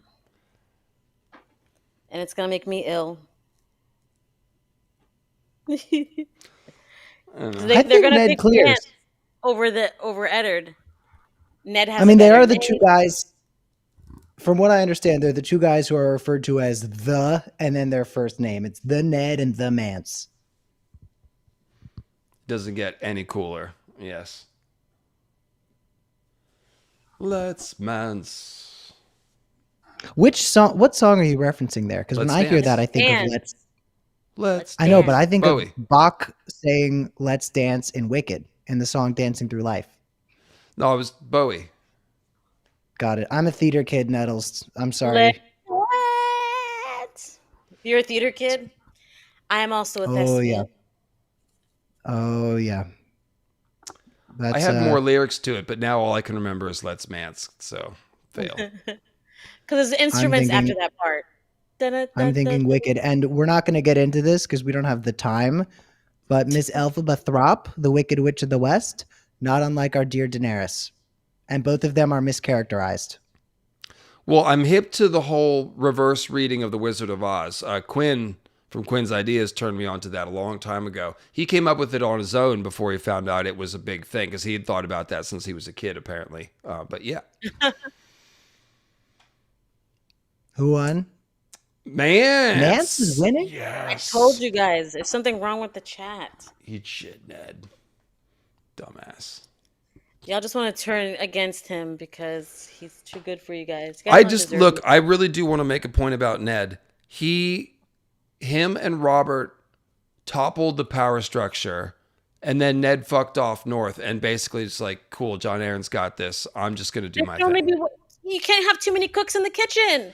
And who is going to take care of the north? What you can do is you can keep a couple of intelligence sources at King's Landing so that you figure out what the hell's going on, and you don't get down there 20 years later and be like, oh my goodness, I have no idea Peter Baelish we're millions of dollars in debt. What? I had no idea. Like, hindsight is 2020. You can say that because you've read the books. No, in the moment, you have to have a John Aaron there.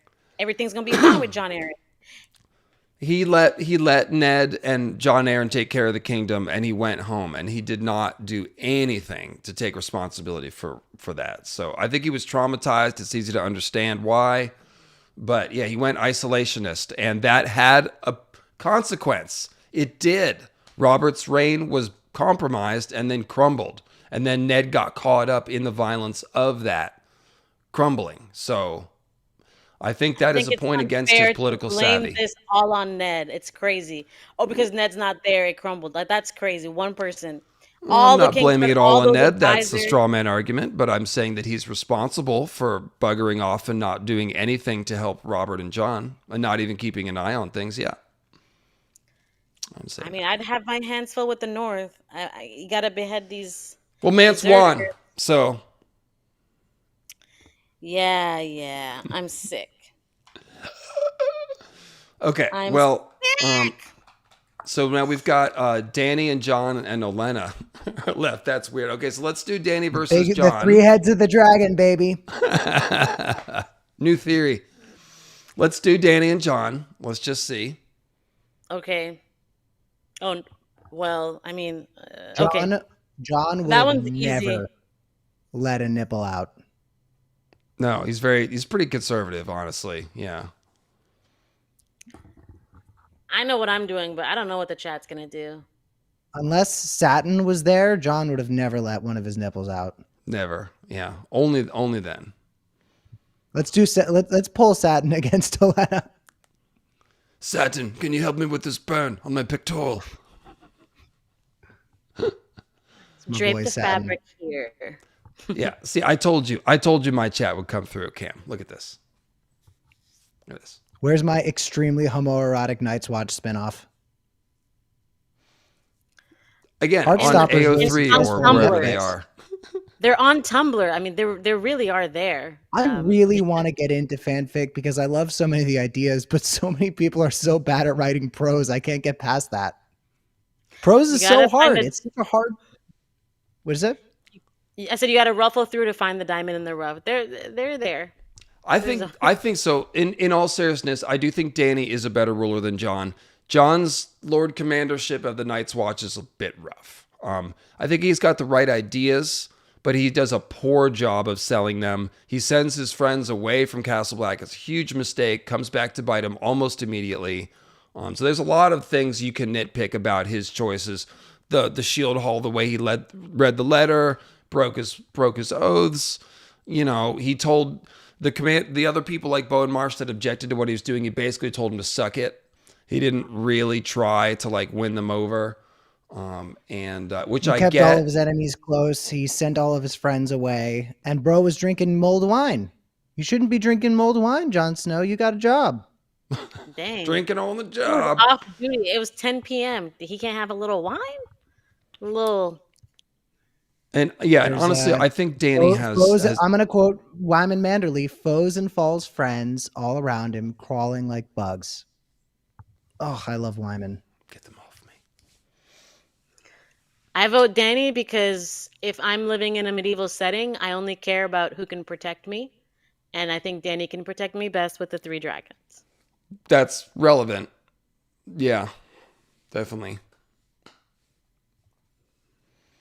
How big do you guys think they're going to get in the span of the books? Like, do you think... That's a real problem, honestly. He was going to do the 5-year gap. They were going to be bigger. So part of me thought that maybe one of the things that was going to happen if Dany went to Ashai was there was going to be some ritual that just sort of supermaxed their size. I was trying to figure out what she would do in Ashai. Yeah. They drank some water in Noth. Yeah. Like, yeah. Well, I've been so, because right now isn't Drogon basically like the size of a horse? Yeah, he's barely big enough to ride, really. He's bigger than a horse. A little bit. I think he is a little bigger than that by now. Yeah, but he's only 3. So like Fire and Blood established a certain amount of information about how fast dragons grow. We know a 3 to 5-year-old dragon is not going to be that big. It just isn't. I think the key thing to remember is that there aren't other dragons at all. So, you know, I think of the dragons more as like a symbolic thing than anything. Like she's the queen of dragons, the restoration of the Targaryen rule. Whereas I think the real heavy lifting is the Dothraki and the, or as George calls them, the Dothraki. I don't know what the hell he was thinking of that. Are there any other George pronunciations that are funny? I feel like there's another. Doesn't he call her Cersei? You might be right about that. And I think you're also right that like the dragons aren't really going to pose the threat of conquest that Aegon's dragons did. They will mentally in people's minds, but they are not going to be anything close to that size or potent on the battlefield. Power resides where people believe it resides. Yeah, I guess the dragons have to be vulnerable to make it interesting. If they're all a Balerion size, it's not as fun. If they could be shot down, you know. Well, the main thing is that is the character choice. She has to at some point, you know, be like, oh, okay, the throne's not important. My calling is to go up north and save the world. So, you know, that's whatever the dragon's magical role is in fighting the others. The size probably won't matter as much there. Yes, because it'll be more of a magic thing. So I guess we need to do Dany versus Olenna. Yep. Which is a weird poll. But. Chat, I'm sorry that I called you guys sexist. I was jumping the gun. I've had my mind poisoned by Song of Ice and Fire Reddit. The people on the Reddit have broken my heart with the way they speak about some of these characters. And Twitter. Don't even get me started on the Twitter stuff. It's so Song of crazy. Ice and Fire Everybody, Twitter. Where's that? I've never been there. Never heard of that. yeah, everybody, you've all been amazing. I'm so happy that you guys are such a great community. And now it comes down to Danny versus Diane Rigg.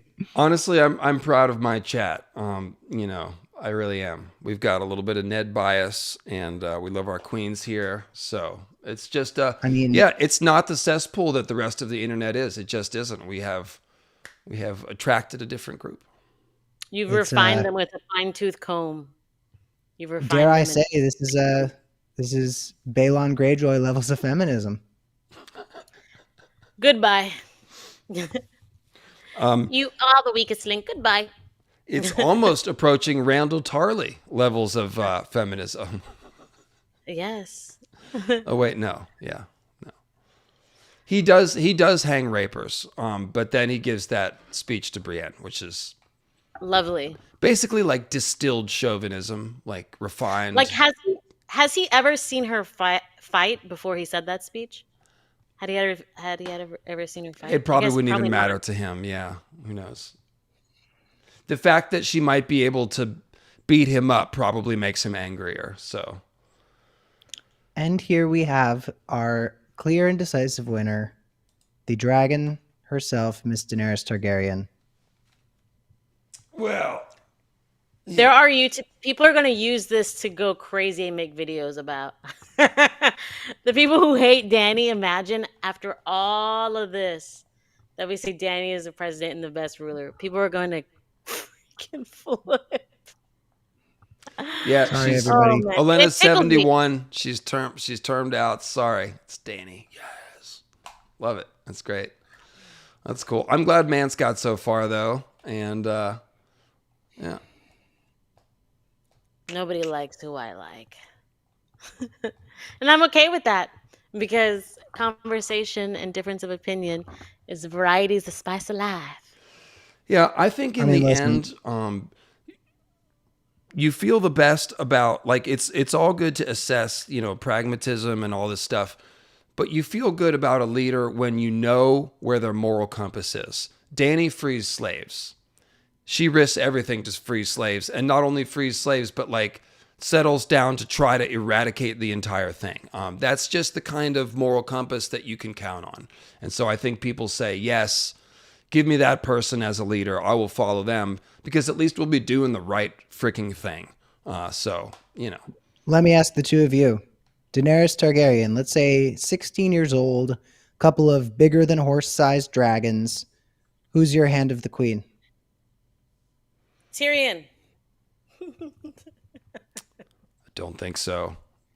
Like in this, who's still alive in the story, or it could be anyone. It could be good old dead Ned, or like it's Olenna. Anyone? Let's say people who are alive. I would pick Ned, but chat, you tell us as well. Chat, you tell us your hand as well. I'd like to see what you all have to say.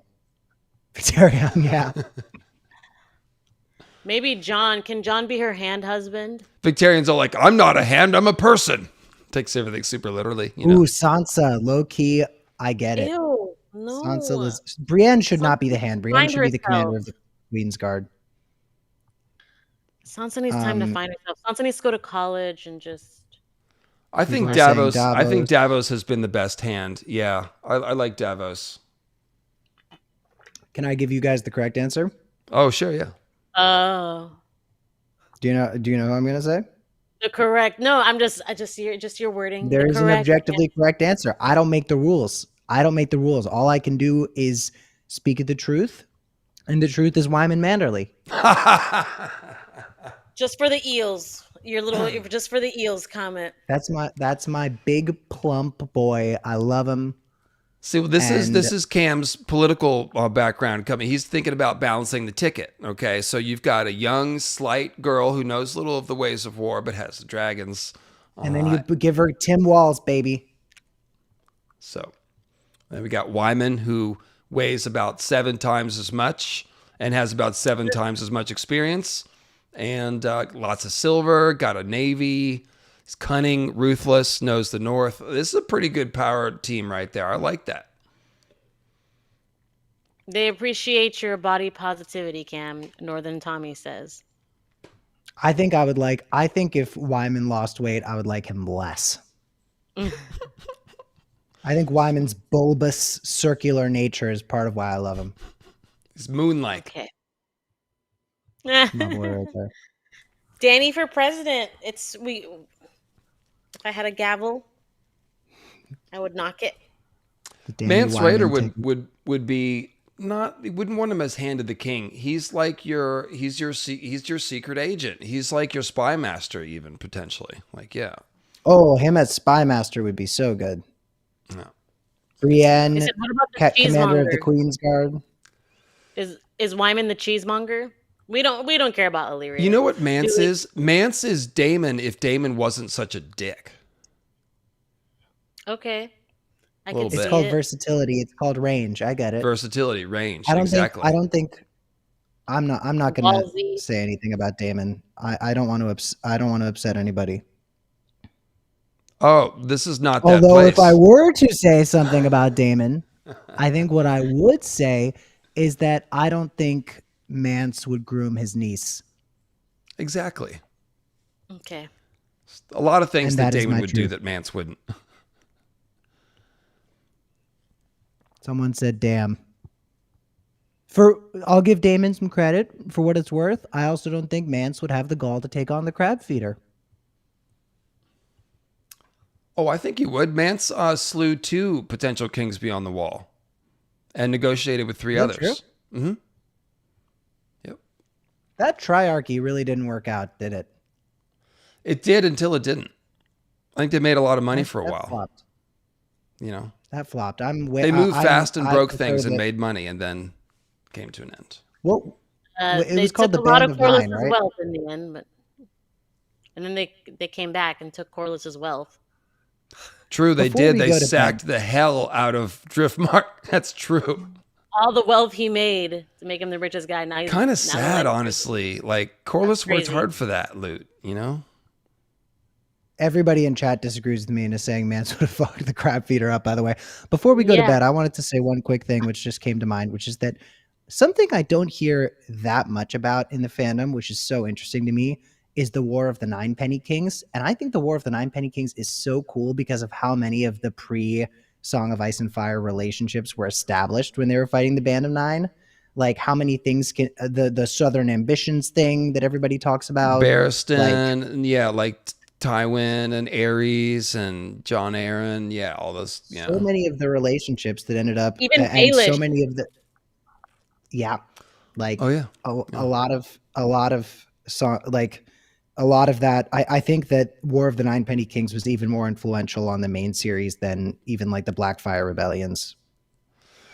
Never forget Baelish. I still think that the first Blackfire Rebellion is the best TV show drama that is waiting to be made. Like it has the best characters, Bloodraven and Bittersteel and Daemon Blackfire and all the people around. Like that's romance, adventure, magic, Three-Eyed Raven, another Daenerys, and they would also be able to no dragons. Like the way that they marketed no dragons, less money. Like you get Targaryens, but you don't have to animate That's why dragons. they abandoned everything is because of they abandoned the Jon Snow show because they said people wouldn't watch it for the dragons.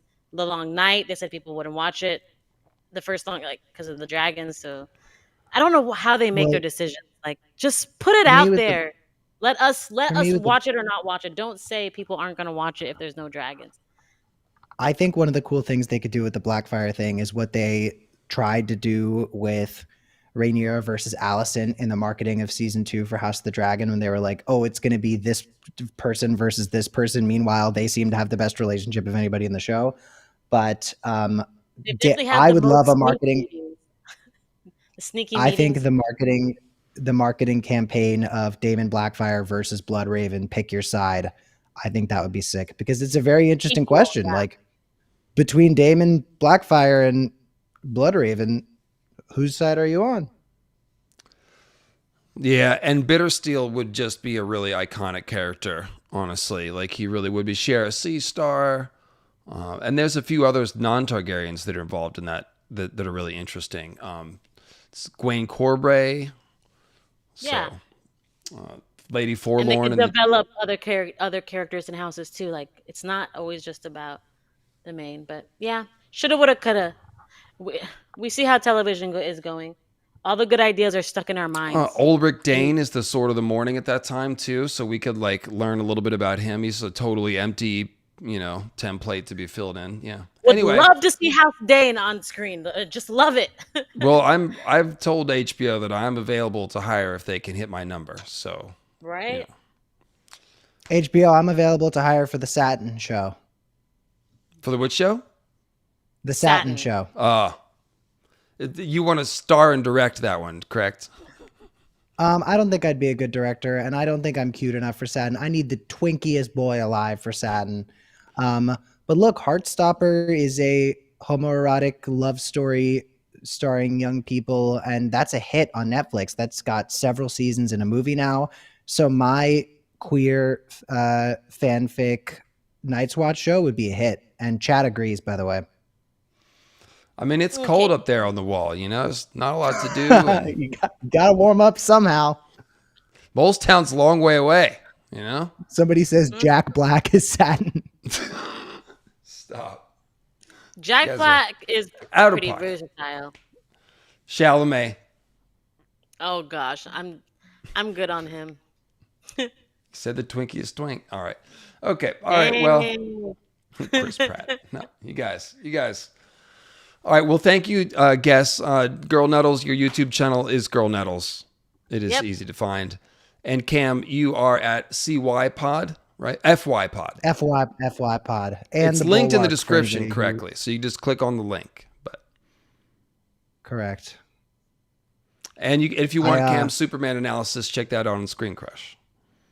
Yeah. Cool. If you come to my other channels, keep in mind I do talk quite a bit more about politics than I do about homoerotic Song of Ice and Fire fanfics. So this is sort of my outlet to let it all out. So you're not going to be getting much of that on my other stuff, but come along. Come listen to me pontificate.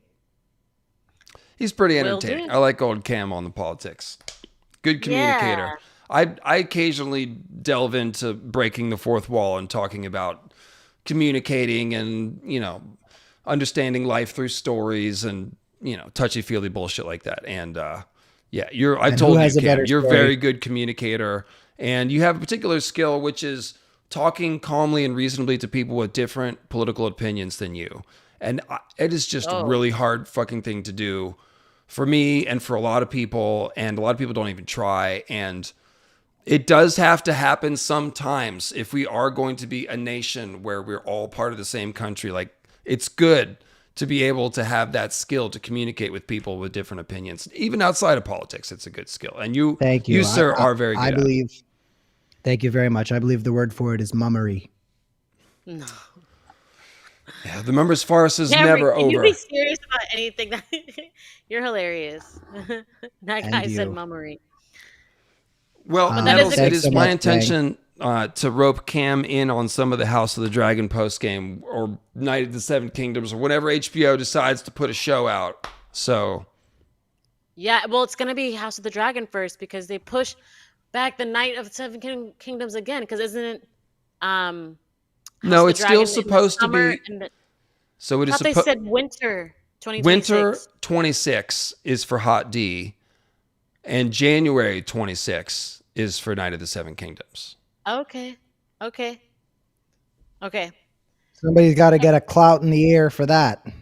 But those Yeah. dates aren't solid because they're doing I know. reshoots and they've moved them. So we shouldn't. I wouldn't be surprised if Hot D goes into 27, but there's just. Oh who my knows? gosh. People are gonna lose interest. Like y'all, you cannot give us what you gave us in season 2 and then wait this long. I'm like, I mean, we're not us losing interest, but dang. It's got to But- change. It really does. Like the whole model, like the streaming, they still have not figured out how to do it right. And I hope they do because it's very unstable. Shows get canceled. We're now waiting 2 Yeah. years between seasons. Yeah, it's kind of just dumb. But Night of the Seven Kingdoms will be a good palate cleanser if it comes first.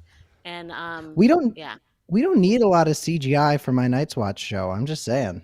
Like I can keep most of it in Castle Black. You don't even need razors, just beard trimmers. It's all stubble. Nothing but 5 o'clock what I'm saying. shadows. HBO, I know you're watching this. Let me cook. In all seriousness, though, I do think the answer is that TV shows need to spend less money and just go back to being TV and stop trying to be freaking movies. That's what makes it take that long.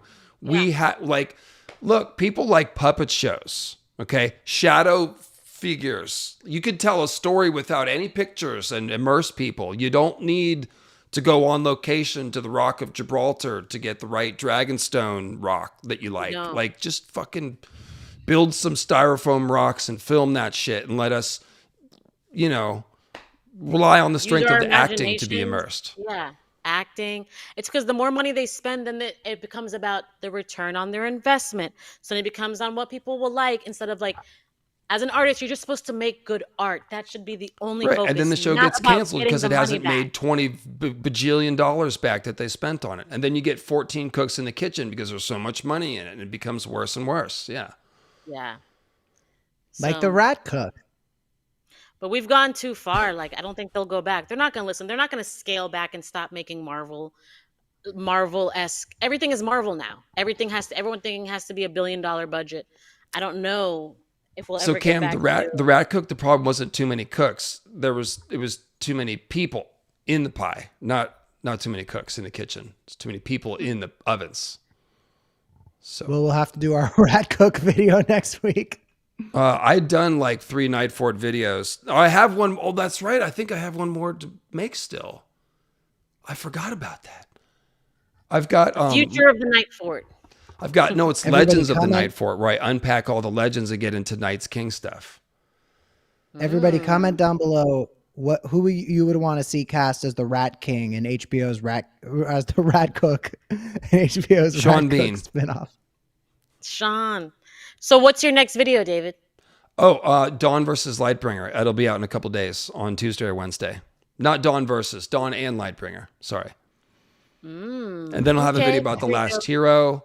And we will be doing a recording this week. I think it's going to be Friday afternoon around 3. I'll put out the word on Discord. If you want to attend the secret recording sessions, that's what you got to do. You got to join Discord. And you could do that either by joining Patreon or the YouTube channel member, squish your subscribe button, or the join button, rather. Either one of those will get you an invite to Discord.